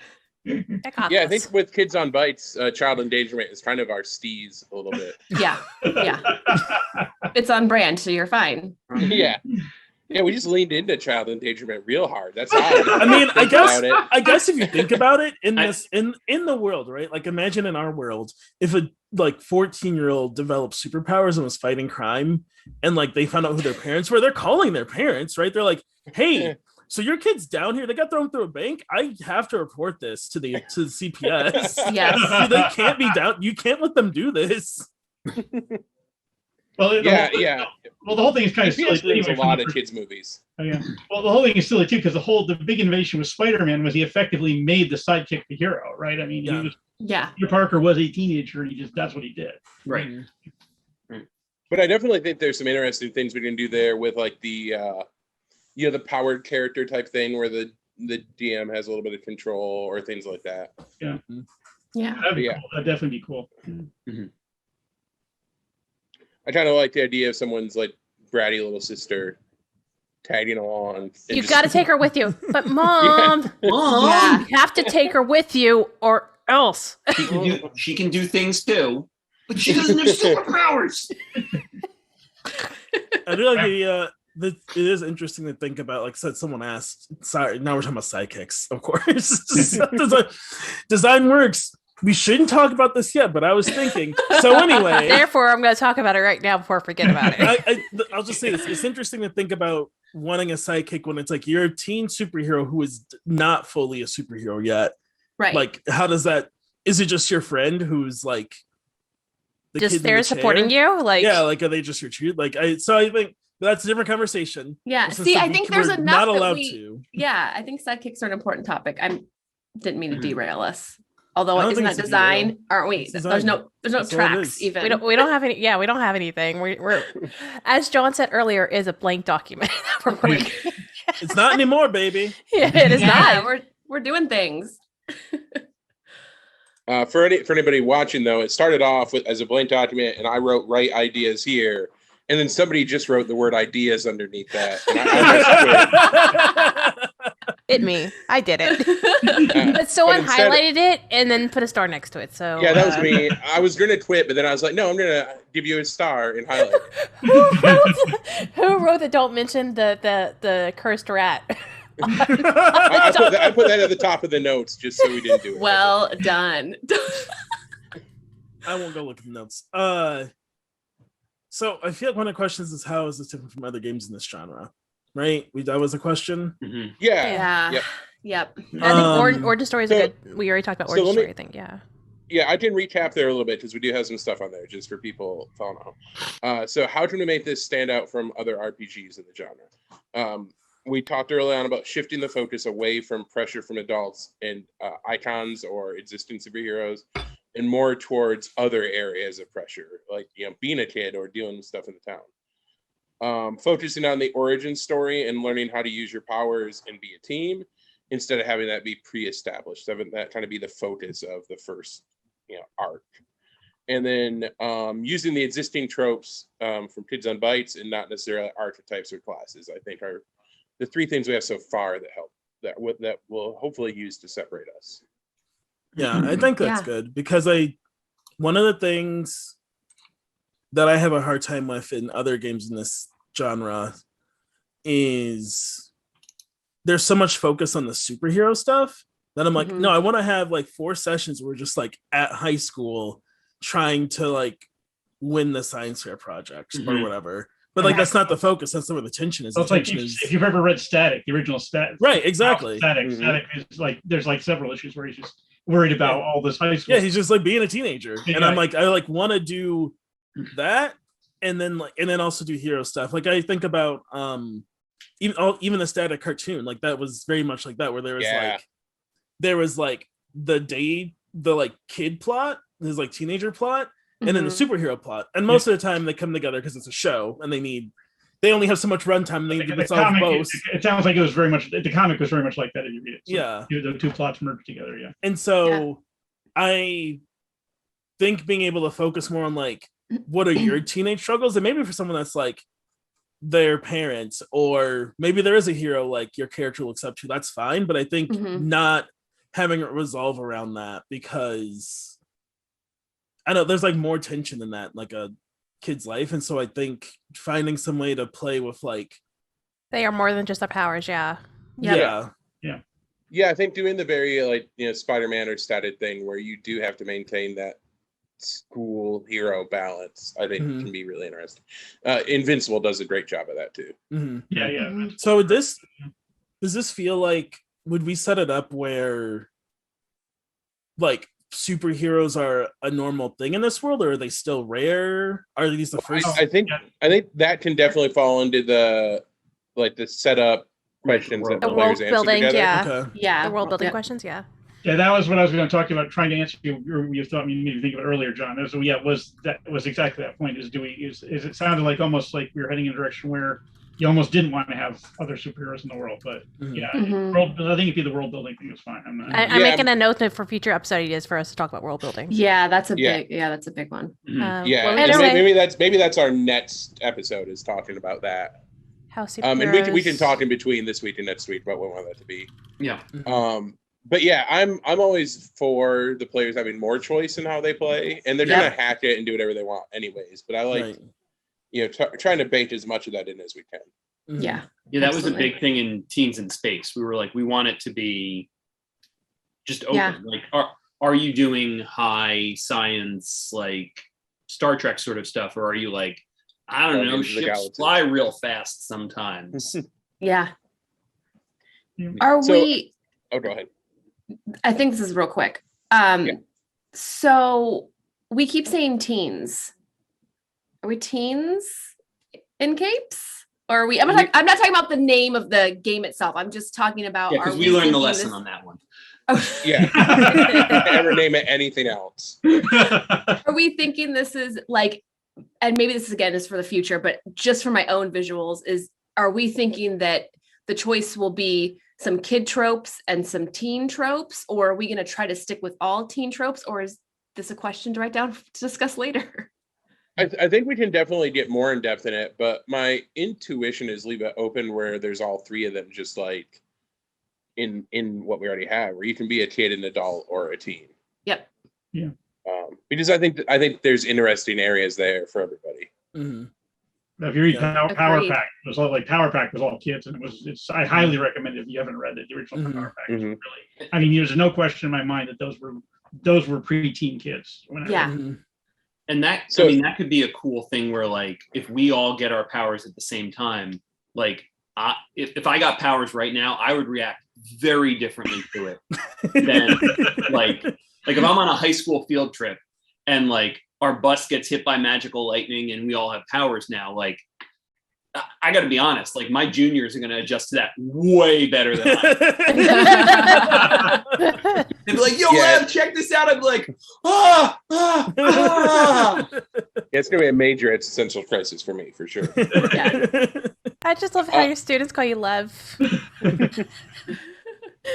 I think because what I like about something that's interesting, Kids on Brooms, is it has it's like the upperclassmen and lowerclassmen or whatever.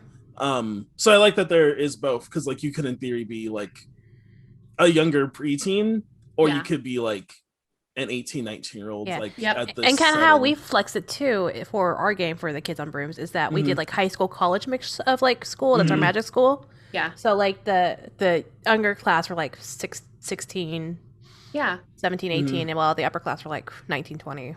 And if you want to do a longer campaign, you could start as kids and move on. And change tropes. And change tropes. Yeah. And it leaves more player choice, like John had wanted. So I think that's okay. So do we feel like there's anything else in this section of how can we make this stand out from other RPGs that we want to add in? I don't think so. I mean, I think those are 3 really strong ones. So I don't think there necessarily needs to be. Sure. All right, so let me wrap back up to the top then. What has to be different for this to work? And maybe there's some overlap between that. So far, things we talked about were origin stories, not part of the character creation, but happening during the session. And seeing regular people become their origin stories and gain their powers, becoming a superhero. So that arc, I think, helps differentiate it. Is there anything else that we think is important for this section? Different from Kids on Bikes, there needs to be a focus on combat here, which we've talked about a little bit already. But like, you know, John, you and I have had a lot of conversations about like Kids on Bikes and even Teens in Space and Kids on Brooms, like not being games about fighting with like force, like fighting, maybe using your wits, but not like direct violent conflict. This is going to be direct violent conflict a lot of the time. And I would still love to offer ways for you to solve it with non-violent solutions and all that. Yeah, like Squirrel Girl, for example. Right. But there's got to be a way to duke it out. Yeah. I mean, that's like. Is someone adding it into that section, or I can? Oh, I'm just editing it so I can read it better. So yeah. Please continue. That's why I bulleted and made spaces between each question, like area. So. Yep. What was I gonna say? Oh, so when Ta-Nehisi Coates started writing Black Panther, he was on NPR to talk about it. And when he was on NPR to talk about it, he was talking about the comic, and he was so excited, et cetera, et cetera. And he's like, but the thing he was was struggling with is because he's a prose writer and like essayist, but people love, like, I love a good soliloquy in a comic about morals and good and evil and whatever, but I do want to see them punch. Like I would at the end of the book that they're gonna fight, and there's gonna be this cool fight. And so I think there's like this expectation in that genre of like, yeah, we'll have cool RP moments and there'll be emotions and highs and lows and teens, but I also will get to drop kick a giant robot out of the air. Yes. I'm gonna throw words out, and y'all try to pick it up and try to put it in a sentence. Oh, okay. Oh, it's a game. It's a game. Character emotions leads to developing better story, which leads to a better fight scene. That was a sentence. Yeah, that was something. I was just like trying to think like, okay, if we want to focus more on the narrative play, but still have fighting, how can we use that narrative play to help influence the fight scene? Right. That's told you it was a thing that I'm trying to. Well, I wonder if that ties in just from what we were talking about earlier about the emotions and feeling the superpowers in general. Yeah.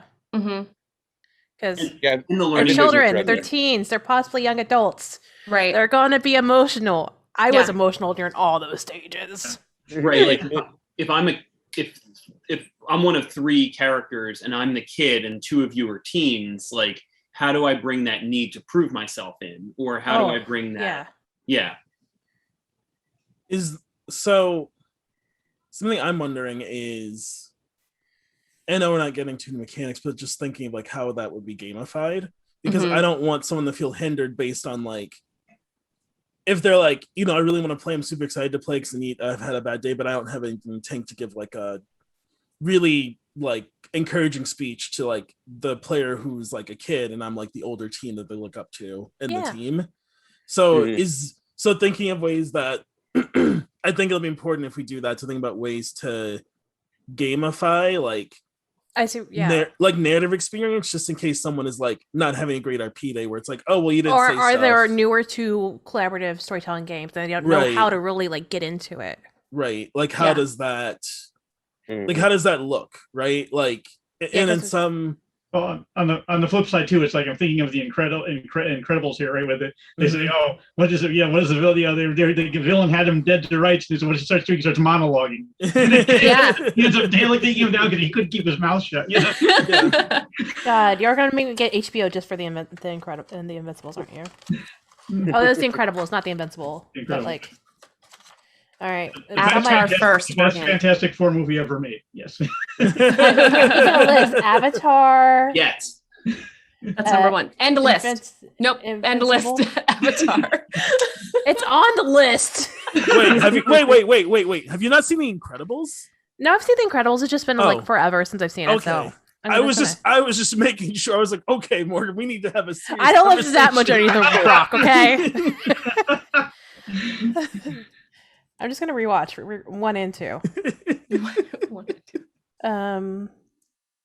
So then I guess the next section, and sadly it's the biggest section, at a detriment to my ego, is what's missing from Kids on Bikes to make this work. But I don't think. Oh, sorry. Go ahead. No, go ahead. I was gonna say I don't think the question is, or any of our answers are, what's missing from Kids Yeah. on Bikes. It's No. what. Yeah, it's in direct relation to this theme. Yep. Mm-hmm. So kind of what we have in there, and I'll just do the high level things. I won't break into the sub bullet points. Are ways to stay in or get knocked out of a fight, and I think that combines with this one. So I'm going to actually move this point up. More combat mechanics and structure. Mm-hmm. Like we definitely need. We need the fights to be epic. Yeah. Like Austin was saying. Actual villain creation, motivation, goals, and schemes. So it's not just a vague, spooky monster. The villains, I think, have to feel real. Mm-hmm. Leveling up, ranking up, or getting more good. I think that I think we feel like that needs to be pretty important, and the superpower mechanics and how those function, because it should be a part that the players touch a bunch of what. Thank you, Doug. I changed getting more good to getting more gooderer. Oh yeah, thank you. Well done. Thank you for that. That's what I was missing. I retyped it about 5 times. I'm glad you found the worst way to make it than what I said it out. Are there any other like high level things in this category that we feel like we need to think about adding into the system to make superheroes work good? I think that as we dive into each one of these, if there's anything else that's going to come up organically. For me, obviously everyone can. I would agree with Chris on that. Yeah. Okay. Ditto. I mean, And then we've already talked a little bit about changing world building, but that's. yeah, but I think let's don't know put it that in here belongs just so we can use this as a guide. Yeah. Okay. Just so we have a little bit of a roadmap here. And then so the other category was what makes sense / fits in for that. What do we mean by that sense? I don't know. That's what Doug said when we were originally asking for a list of stuff, and I just typed exactly what he said. Like the stuff that's missing, how do we, like, what would fit narrative? What would fit sort of in the Kids on Bikes? Not to get too jargony, but the brand, right? What would be a good solution or a good thing to add in for what's missing for this to work as a superhero game? While staying on brand. Yeah, that makes sense. Right. Yeah. Okay. So what makes sense or for addressing those missing pieces? Right. So we talked about running out of adversity tokens to mitigate strain or stress. And maybe that can be our hit point system, because we do need, some kind of hit point system. Is character creation picking powers, even if they aren't activated yet, or do you pick when you get your powers? And I think that's a really good question that we need to time to think about. Whether we want to start in media res, we could start the session with a climatic moment from the end of the session, then flashback to earlier to answer. I think we all kind of agreed really liked the idea of the flashbacks if we can make those work. Using the Kids on Bike tropes to build characters, and then players choose their powers and how they interact / or whether they're limited to the tropes. I think maybe I put it in someplace else, but the idea of skill trees or tech trees of some sort too can be interesting. In ways to bring in the interpersonal connections into the combat, and ways to gamify that without making players feel pressured. Not having to give inspirational speeches, things like that. So does anybody have other stuff that we want to add to this before we wrap for the night?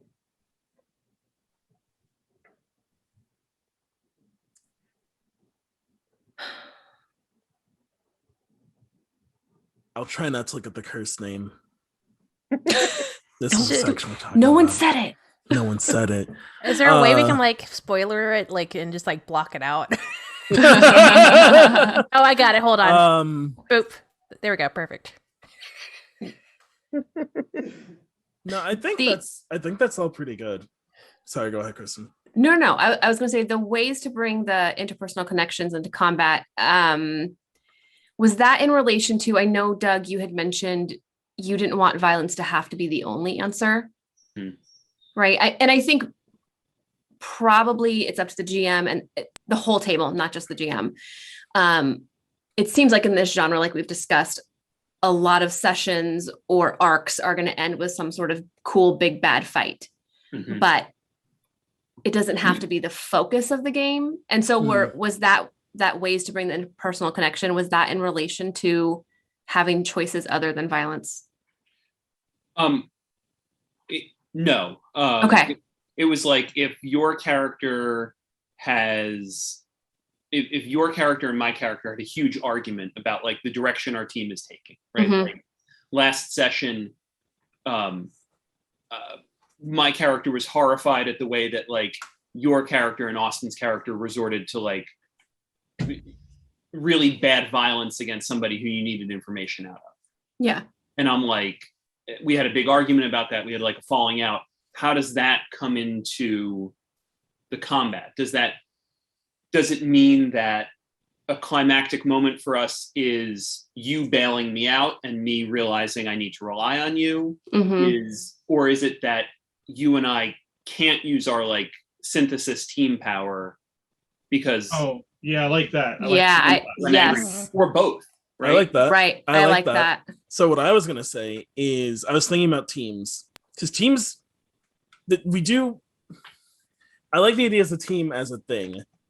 And I was trying to think of a way of like, how do you gamify a team? Because I think, again, in the genre, like the team is important. Like you think about, like I like watched all of the Injustice in like 1 week, and so my head has not come out of that sense. Fair. Because like whenever, like you can watch it and see like their team is out of sync, and that is why season 3 happens. And so thinking about what that looks like, and I'm like thinking about that and thinking about like other game RPGs in the genre, like do a bunch of team stuff. I'm like, but it can't be that because that's but I like the idea of like something that is like the team, because we talked about like, oh, do you do team moves or like you moves, and I like that tension. But a counterpoint could be there's your moves, and then like the team has like its own pool that it has a skill tree of. Oh yeah, they actually have that for Chimera RPG, the one by Ryan Bolton. No, it's great though. It's a great concept because it's really cool, and they call it friendship tokens just because it comes off a magical girl sort of style. I thought I was spitting some new shit. No. It's a lot of great minds think That's true. Yeah, same brains. But yeah, they actually have these points and tokens that you gain eventually like at the end of each session. They add into your friendship token, and you can use that to either like boost another player's like allies, helping your allies, or eventually doing like the big final group attack. Yeah, because I like what Doug was saying just now of like maybe we can't do our cool like X-Men Marvel's GameCube team up move. But the idea of like some kind of way to gamify like how does that look, and how is that checked in on? Is there like meters for like each person? Is there a meter for like that person to some kind of like team health pool check-in situation? Well, another thing to consider with this, I don't know, I haven't gotten to Injustice yet, so it's very much on my to-do list. But this might be a similar thing. Is there's one of my favorite team books is called Blood Syndicate, and it was the whole setup was basically this thing called the Big Bang gives all these people powers when the police use this experimental riot gas, right? And it kills a ton of people, but some of the survivors are like, it was a gang war, and some of the survivors are members of individual gangs who hated each other, were at this war trying to finish each other, and now they're superheroes, and they now are trying to form this team to work together. And I don't know, does that sound like is that the same sort of vibe with Injustice at Austin or not? But I want to put it out there because this I think that we should, if we have a mechanic, we should take that into consideration as well. No, I completely agree. Yeah, Young Justice is very much like it's a lot of inspiration that I pull from whenever I do like superheroes that are not adults, right? Like teens, kids. I've defaulted to teen because that's where my head always is, but kids, whatever, because it is very much about their tension they have as like growing heroes, as teenagers, as young adults, and then the tensions they have in the team, and then there's like tension to like their mentors that I would cut out because we get enough of that.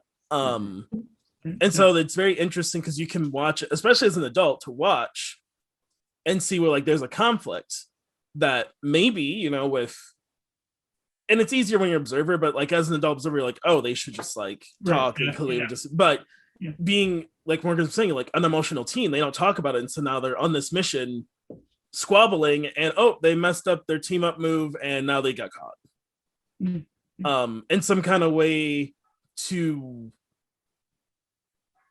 gamify all of those interactions, I think would be really cool. And the way that is like simple, because like I don't have a simple way in my head right now, but like some kind of way that like we can track it and we all know it, and we know how like what it takes to get back, but there's still like the RP and the narrative and like what would your character do, and the potential for failure, because that's actually what ends up happening with the blood snake ends up breaking up because they ultimately can't get their crap together. That's the short version.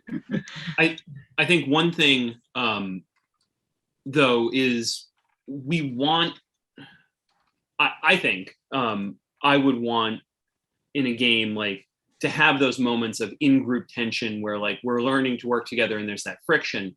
And so I would just want to make sure that we're not discouraging players from having that like interpersonal stuff.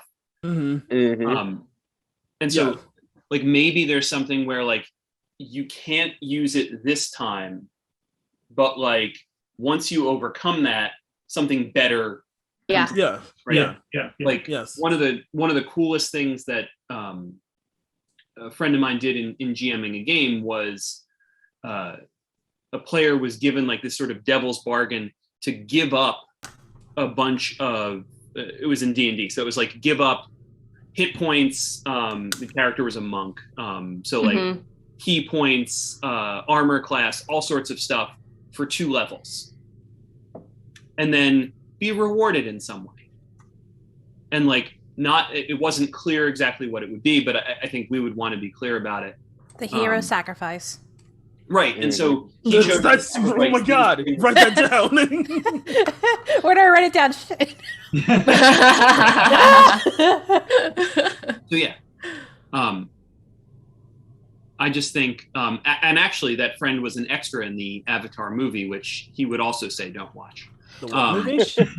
The Avatar movie. In chat, we're telling Morgan not to watch the Avatar movie. It's like when you like blue read a book people? versus watching the movie. Like you're like, oh yeah, I'll just watch the movie. It'll be fast. Yeah, the Airbender. No, the Airbender movie. The M. Night Shyamalan. I didn't. Yeah. There's an Airbender movie. Are you It's sure? a real life movie. No, there's not. No, there's not. We were confused, I think, for a second, but there's definitely not. Yeah. So anyway, Thank you for keeping my bit. Making sure that there's motivation to have that in-group conflict, not just like well, if you do this, sure, it'll be cool RP, but you're going to fuck yourself over in the next battle. Yeah. No, I think so too. Yep. Yeah, I like it a lot. It reminds me a little bit of like Steven Universe, right? There's a lot of conflict between some of the gems, but then when they get past it or when they form together, they're even better. Yes. Yep, I was going to go with a 100%. Sailor Moon reference, but that's just me and my brain. No, that's also good. Also good. Hey, it's the same genre. They're both magical girls. Yeah. There's room for both. I need to watch Steven Universe. Yes. Write it down. I need to watch more than just season 1. Yes. Do you have HBO Max? No, I need it. Oh my God. Okay. Get Morgan HBO Max. So you guys send me Set up a your GoFundMe. I can pay for it. I just don't want to like. I have to say, we subscription. wanted to be a window into game design, and I swear we're staying true to it. This is 100% true. This is 100% what happens. I'm letting you know the HBO Max is well worth your money. Okay, I know. Like apparently, Space Jam just came out on HBO Max. I'm like, Yeah, oh, I you wanna watch it right now. The rest of the year, any movie that comes out from Warner Brothers IP, you can watch it same day on HBO Max for free. You Okay. probably Doom shouldn't Patrol. watch it, but Doom you Patrol. can. Doom Patrol is totally worth the cost of HBO Max. It's such Yeah. a great All series. right, I Doom have a Patrol's list of pretty good. movies that and shows I need to watch. But I think that is what Doug was saying is a very, very good point. I want it to be. I think that's like a huge thing that can make it different than like other games and the RPGs in this genre, because some of them, like a lot of them, have like fail forward in some kind of capacity. That's pretty in vogue, but there's not a lot of like that's the incentive to like try stuff you're not good at. Is like, well, you can fail and get XP, but I like the idea of it like. There's nothing like that specifically even like for the team's growth and like learning and understanding each other, because you don't learn and understand people if they're always polite. That's an acquaintance. Like I am like 99% polite to my coworkers because we're acquaintances. I'm not like I have like two that I hang out with outside of work, but otherwise, unless I see you at work, I don't really need to like dive deep into who you are as a person. I like to describe it as that's why I am paid money.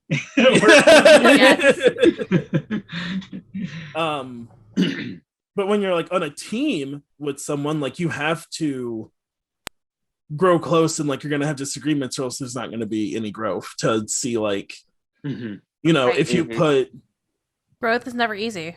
yeah. So, you- go ahead. I was gonna say, like, you have like Superman and Batman on the fucking Justice League together. Like, there's no growth if they just agree with each other all the time. Right. Yeah. Or how the Sailor Scouts would argue with each other about like, you know, the best plan of action, or Yusaki is just being like herself and being like, I don't want to be a hero. And then everyone's like, well, too bad. You're also the princess, so buckle up. So we're talking about individual character growth and team growth and how that is gonna weave together. I love that so much. Do you think like if once like everybody hits like a certain like marker where they grow, like the team, like once everybody hits that, they grow as well, like the team as a whole grows? Like for example, if I put in Powered by Apocalypse, because we don't have growth in Kids on Broom, so I can't really compare it right now. Let's say everybody like in mass get their first level XP, and they from that.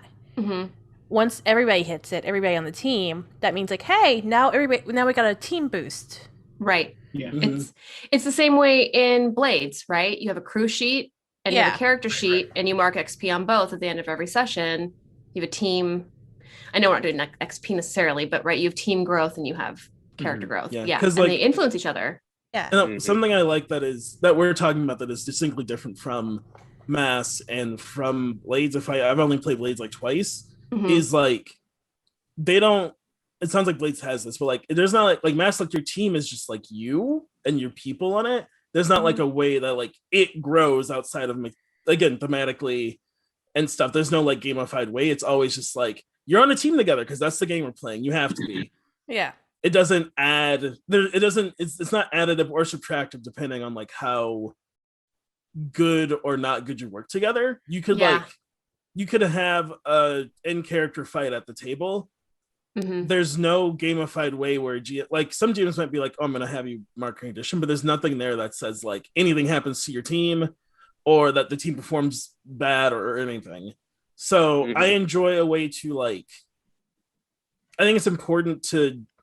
Like, especially with not having violence be the only answer, a way to be tracking relationally to each other besides just a static, like, I like you or I don't like you. Yeah. I immediately put a thing that you just kind of said in there. I like the idea of team conditions. Ooh. So instead of like player conditions, just like this is a problem that's affecting our team and how do we deal with it? Like Mhm. strained is a good one. Like someone just had an argument, so the team's a little strained right now, or like Mhm. Or like hot dogging. Yeah. Is that just one person ate all the hot dogs? Oh, I know, because I watch, like, I get it. what? Yeah. Like somebody's trying it. to like showboating. Yeah, showing off. Okay, Yeah. okay, gotcha. They're trying to upstage everybody else. Yeah. Yeah. upstage. Okay. There's an episode of King Yeah. of the Hill about that. From what? There's an episode of King of the Hill about that. And Oh that's my why I was like, I've heard that before in something. King of the Hill. Oh, showboating. Okay. Hot dogging. That's a new one. Oh, really? You've never heard that before? No, I don't think I, I haven't have. either. Yeah. Oh, yeah, I thought it was more common than that. I'm surprised. Strain, hot dogging. Someone who just doesn't show up. Maybe they're perpetually late, or like they're grounded and they can't show up. Yes, this is all good. Yes. Yep, team conditions. I like that a lot. God, I can't wait to send everyone to the same small town high school. Oh, no. Yes. Yes. Oh, And small they're- town versus big city high schools. Oof. And they're all always late for class after the monster attack. And every session, I make them explain to me, the teacher NPC, why they were late. That's Monster Hearts. Oh yeah, that is very Monster Now we're Hearts. playing Monster Hearts. Oh, Never gosh. played that either. I literally just picked up Monster Hearts too. So Oh, Yeah, It's so Monster good. Hearts is one of my favorite games. it's a good one. Yeah, I feel like we've made progress. Look, Yeah. what is our page now? At 3 pages now? And it was at link before, I think. Yeah. That's games, baby. We're done. Press print. Good job, everybody. Exactly. High fives, high fives, high fives. You all, everyone out there, you get it. I love the You've been there. Kickstarter. You understand. You get- We probably The don't even rule need to book is write a just rule watch book. this video No. and figure it out. Yeah, you And understand, right? Yeah. Anyway, I'm out of exactly. here. Oh, do we need to talk about like maybe? Oh, bye, Doug. Out of here. Okay. Commit. Okay. So in between, are we at the point now where we're talking about like our homework stuff, or are we still like going through the list? It's like, am I good? I mean, I have homework. You do. But actual design homework, I think, is what you were talking about, right? Yes. Are we gonna? Yeah. Are we at the point now to like start talking about that, or like, do we need to? I Yeah, think I mean, that's if we good. feel Unless like- somebody else has stuff they want to talk about. Yeah, if we feel like we've talked about everything we need to talk about for, I don't think we should like start up a new big topic. Like, Right. all right, we've got these questions answered. Now let's dive into something comparable. But yeah, if anybody has,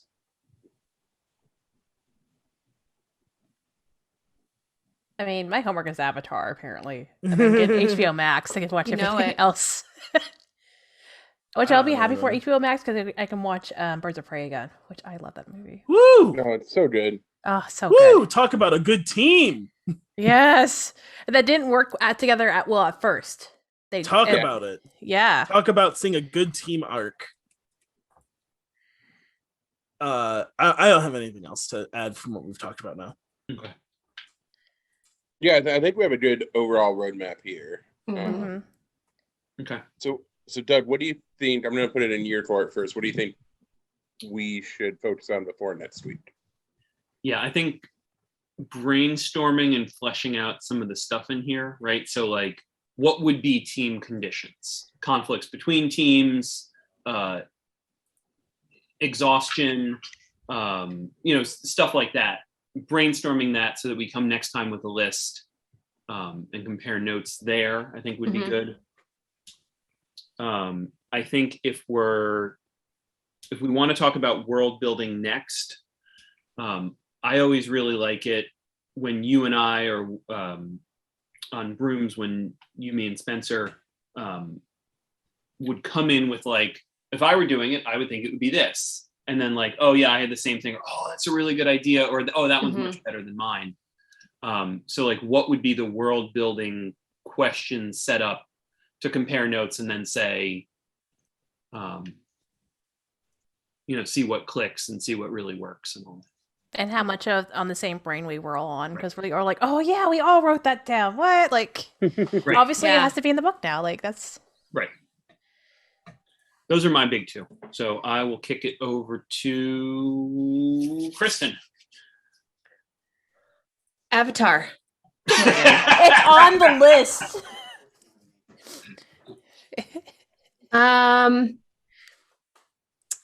Yeah, I think relationship questions are a big one, but I don't think we should tackle conditions, which feels more mechanical to me, and team or world building, which feels more narrative, and also add that. So, Doug, I think I agree with you. I don't think I have any right now.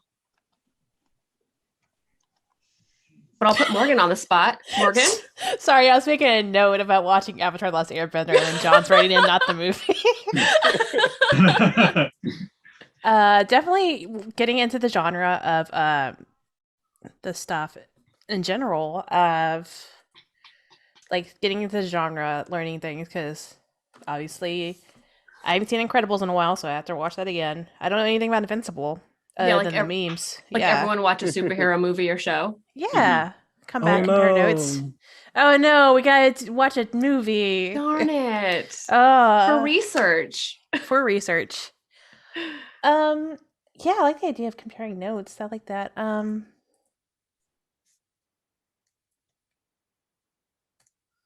Maybe I don't know if it's too early to start doing this. Yeah, I think it's too early to start doing this. I'm gonna table it for later.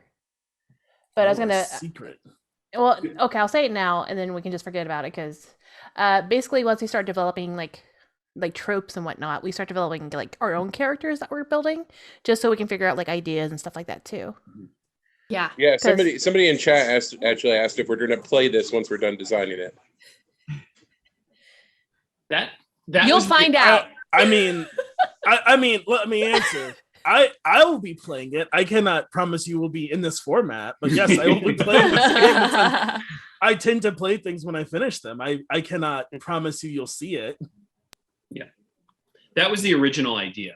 But I think it'll be fun to do some play testing so people can see what that looks like too, because that's really a mysterious part of game design too. Mm-hmm. Like what we're doing right now is great, but the actual grinding of playing an awful play test and seeing how does the program run after we code it? Work, yeah. Right. Yeah, breaking the game.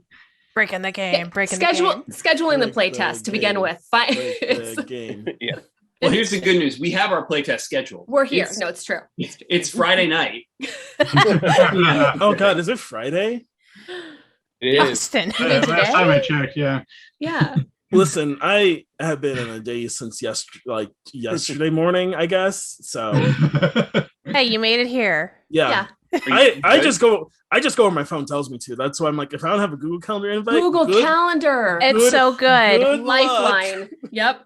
Anytime I run things out, it's Google Calendars. For me, it's vacation days. You have a vacation day during the start of the week. My week's it's done. The week's yes. If you don't send me a Google Calendar invite, I won't be there. This is for everyone to know. If I don't, it doesn't exist to me, because I go, my phone's like, you have a thing at 8. Oh, okay, I have a thing at 8, I guess, babe. We'll see you later. I'm gonna go upstairs. I'm gonna go make a game. It's fine. Yeah. Deuces. So, so it was me. Austin, do you have anything to add to the homework list? Nah. I mean, we have the blanket like watch things from this genre, which I think is something I do a lot because I just do that. So I think that's a good idea to even get in the right headspace, like watch or read or anything like that. So yeah. And I think watching critically, right? Like what is there in there that we haven't talked about yet? Exactly. Exactly. Sorry, John added more to not the movie. But maybe the movie with the blue people, if it's okay if you really want to.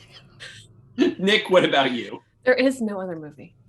I'm pretty much with Austin. Actually, I'm gonna tap Ms. I've been putting off reading Ms. Marvel, so I'm gonna hit that now. So. Oh nice. God, yes, yeah, nice. It's so good. I read tons of comics, so it's not that it's just it gets shoved to the back of the queue. It's not. It's true. When we started talking about this, Nick was like, "Do you want to read this or this or this or this or this or this or this?" And I was like, "Sure." And he like showed up at my house with like a box, a short box, yeah. Bill.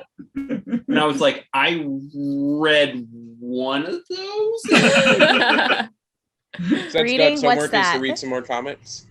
Yeah. I like an evening excuse. I read about 4 to 5 a day. So.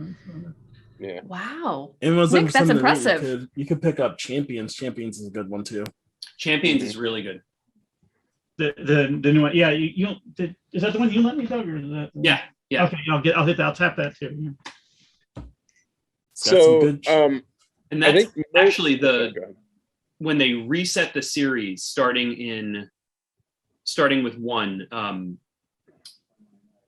the one where they have they start with a massive team. That's a really good example of that, like, inner team conflict.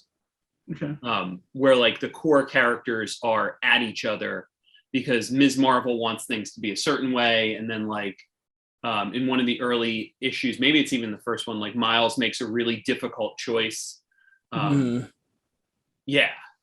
Is that the Zub run of it that you passed off? Yeah. Yeah, Zub's run, yeah. Yeah, Jim's run is so good. Yep. So I think most of these to-do things are pretty collaborative. Everybody's going to do their own thing. Is there anybody that really likes organizing notes? Because if so, they could go to town on the notes. That's really my only item. I can do it. Okay. Oh, dang. Oh, darn. I was trying to unmute. I wasn't muted. I'm Doug, muted. I can't. with Kids on Bites, Doug and I had in my opinion, a really good working relationship. And it's that I hate writing rule books, and RPGs are just very long rule books. So luckily, Doug enjoys writing rules and editing things. That's incredible. What a great relationship. It works out so well. Yeah. And I just get to tell Doug occasionally that his ideas are bad or great. That's a sweet position to be in. Oh, another thing too is while we're watching Armida, should we also start like picking out tropes in general? Like, we're not picking them from like the superhero standpoint, but like the person behind the mask standpoint. Oh, that's a good idea. Yeah. We should look through the Kids on Bites ones and decide what we want to add, change, build in that realm. Yeah. Okay.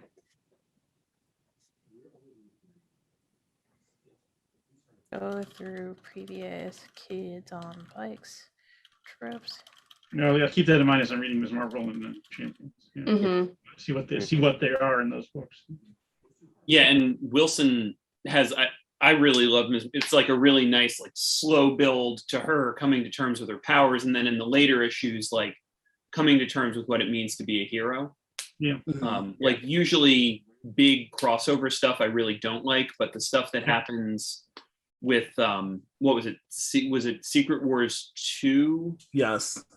Where she comes into conflict with Captain Marvel, who's her idol. Yeah. And like, what happens when like suddenly your idol lets you down? Doesn't live up to your expectations. Yeah. I think it's Civil War. Civil War, that's right. Civil War 2, yeah. Because Civil War 2 is Iron Man versus Captain Marvel. It's not like Marvel overuses the giant. No, never. Well, Secret Wars 2 was really, really good. And Civil War 2 it was mostly bad. Mostly bad. I got the hint on that when Diane told me to stop buying that for her. She's read all of Civil War 1 and then I was picking up Civil War 2 for her. She got a few issues. I said, all right, we're done with this. The epilogue of Civil War 2 is really good. So it's like unfortunate that there's something really good at the end of it. But you got to get through all of Civil War 2. You got to eat all your veggies first. And they're boiled. Yes. Oof. But yeah, it is the Miss Marvel, Captain Marvel stuff is really good.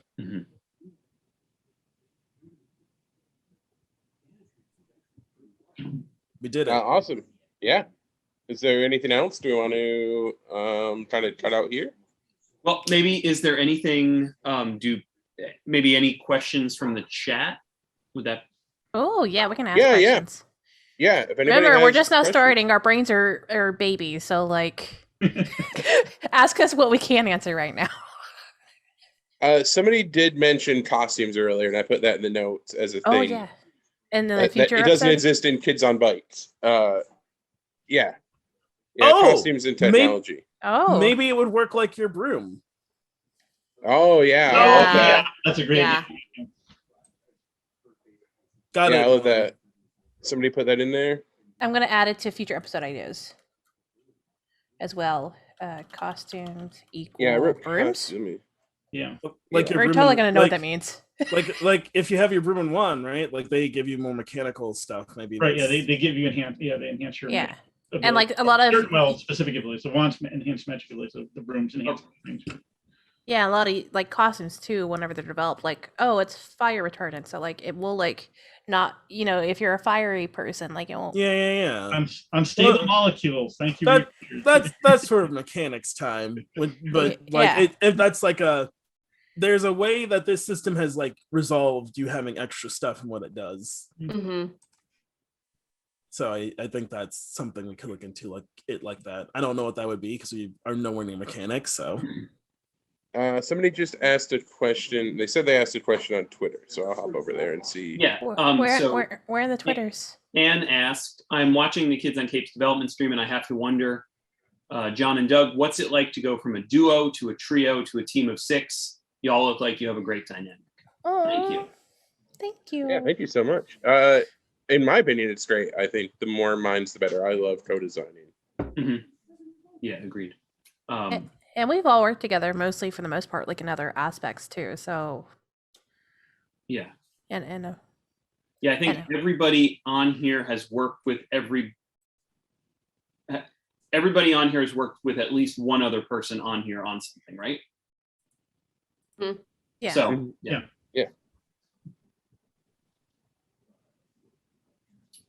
Yeah, I mean, so far super duper smooth.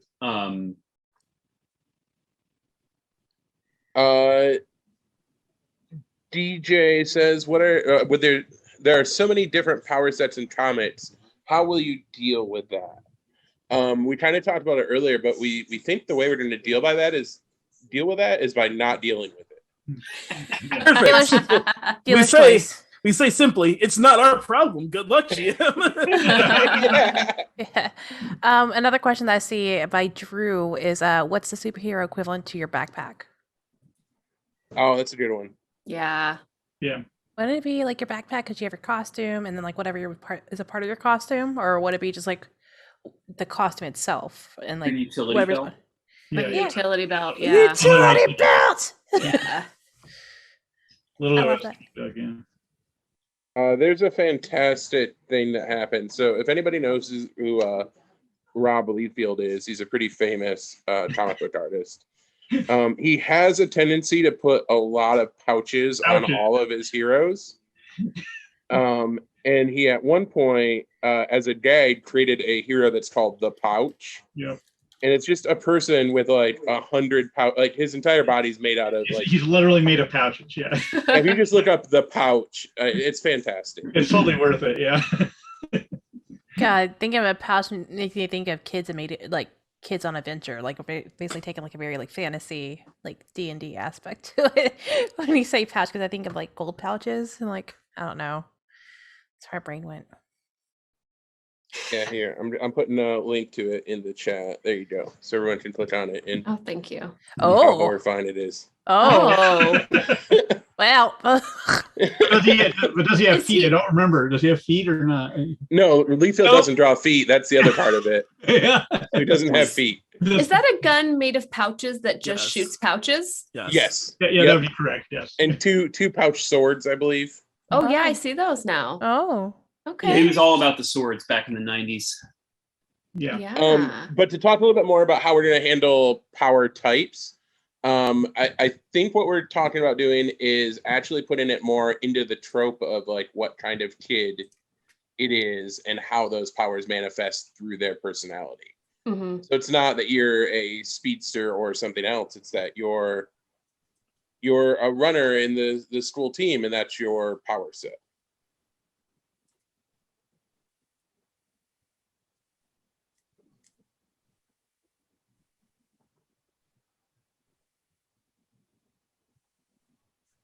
I stopped looking at chat to see if there's any other questions. Yeah, I was just looking over there to see if there's anything else. So far, that's all of them. So if you have one, last chance, get it in. Also, chat, you too do your homework. Watch Avatar. And any other. Morgan's like, I'm certainly not the only one. Please tell me I'm not the only one who hasn't seen it. No, There were some comments earlier that people were getting lots of good recommendations from us. So, Oh, good. Well, before we close, one last thing I'd like to do as a group, since we all, as the six of us, haven't worked together before. This is a sort of like closing out thing from RPGs that I've heard about recently that I really like. Stars and Wishes. Yeah. So I thought maybe we could do some Stars and Wishes for this design session tonight, just to think about ways to best move forward as a group. Does that sound good? What is Stars and Wishes? I'm not familiar with the concept. Yeah, so Stars and Wishes is a star is something that you really, really liked from like the role-playing session, right? Mhm. So, okay. oh man, John, when your character, Gotcha, did yeah. this, that was really, really cool. Or I really, really loved, how this was set up by the GM or whatever. Mm-hmm. And then Wishes is something that you want to see more of, or that you would want to be different. So it could be, I loved this and I want to see more of that. Like we haven't done horror before, but we got a little taste of it in this session. More. Mm-hmm. Or it could be, I kind of felt like I didn't have a lot of power in this one. And so next time I would like that for my character and for me as a player. Or it could be, my character's on this sort of path. I would like to see them find this thing that they're looking for in the next session or two, something like that. why don't you start us off, Doug? Sure. So a star for me was just how smoothly we built off of each other, and how we shared space. It felt, at least to me, like everybody was doing a really good job of sharing space equally. And with 6 people, that was something I was a little bit worried about. And I think for a wish, like part of me just wants to say more of the same next time, but I guess maybe, and I think this will happen naturally, but we have, I think, a lot of good ideas and a lot of good different directions to go, but now starting to sort of dive into stuff and have the rubber hit the road a little bit more, in terms of moving from sort of high concept brainstorming into specifics. So is there anybody who would like to go next? Yeah, I can go next.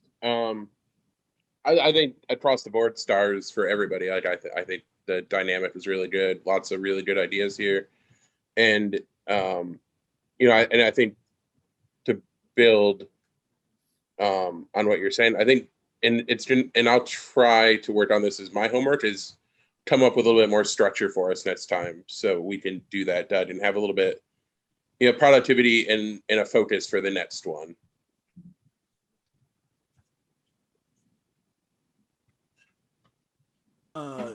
I'd agree. I think the star tonight is us. We did it.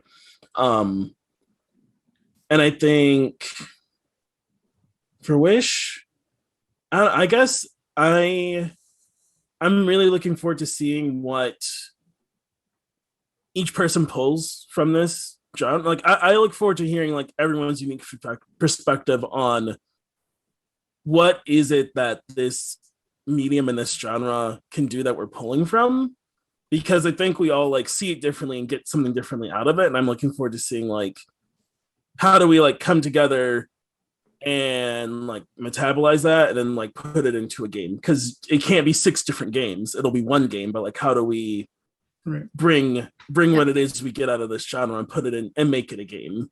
Mm-hmm. Mm-hmm. Yeah, I can echo that. I think the collaboration went really well. We genuinely did not do a lot of prep for this or a lot of talking beforehand. So it's a true organic window into what design is like. It's like when one of us pings someone else, oh, I have a witches. You want to talk about witches and making a game? And then you hop on a call. And that's like what this was.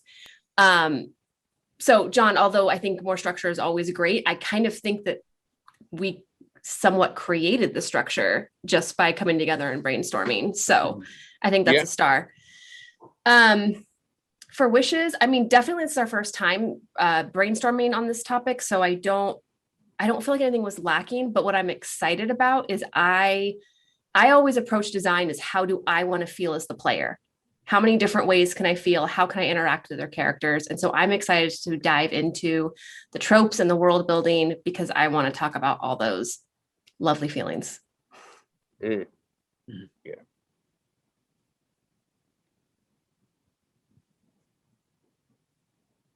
I'm busy taking notes. I'm writing everything down. Are we going alphabetically still, or that's? You can go. It's fine. I'm busy taking notes. Star for me was talking all the various ideas. I particularly like the team, talking about the mechanical ideas. Like I like the team idea that Austin was elaborating on a lot. Where if you can do a mechanic with it, I thought that was cool. For me, the wish of tying to this, I actually read core role playing rule books because I enjoy reading them. It's like a window into how other people see reality to some extent. So I'm looking forward to getting into the mechanics of it. Okay, I'll add my notes here in a bit, but I'll just add it in just so we know for future. For me, a big star, other than the cursed rat segment. I think it's just honestly just having us get together and talk about the stuff for the first time, despite our random messages that we have to one another through the webs, and actually just sitting down at the table, quote unquote, or in front of the camera rather, and actually discussing it and actually figuring it out and like figuring out how a bunch of we're on the same brainwave and like all that makes me happy. I love when a plan comes together. Wishes though, if you know me, I am huge into character creation and character connections. So like I'm excited to see like where we go with with Kristen with the tropes and like the inner character questions and like just all that, because I really want to see like how everybody plays off each other, because once you have a good dynamic in a group going and you have those questions, the game is so good. But yeah, that's it for me. I'm gonna write it down now.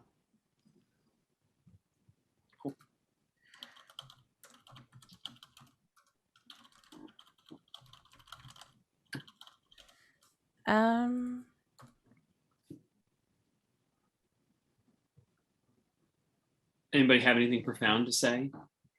I'm so happy that we're doing this. I'm happy that I'm here with you. So thank you for inviting me to join y'all to do this. So thank you for joining. Yes. Yeah. Okay. So for folks watching at home, thanks so much for tuning in.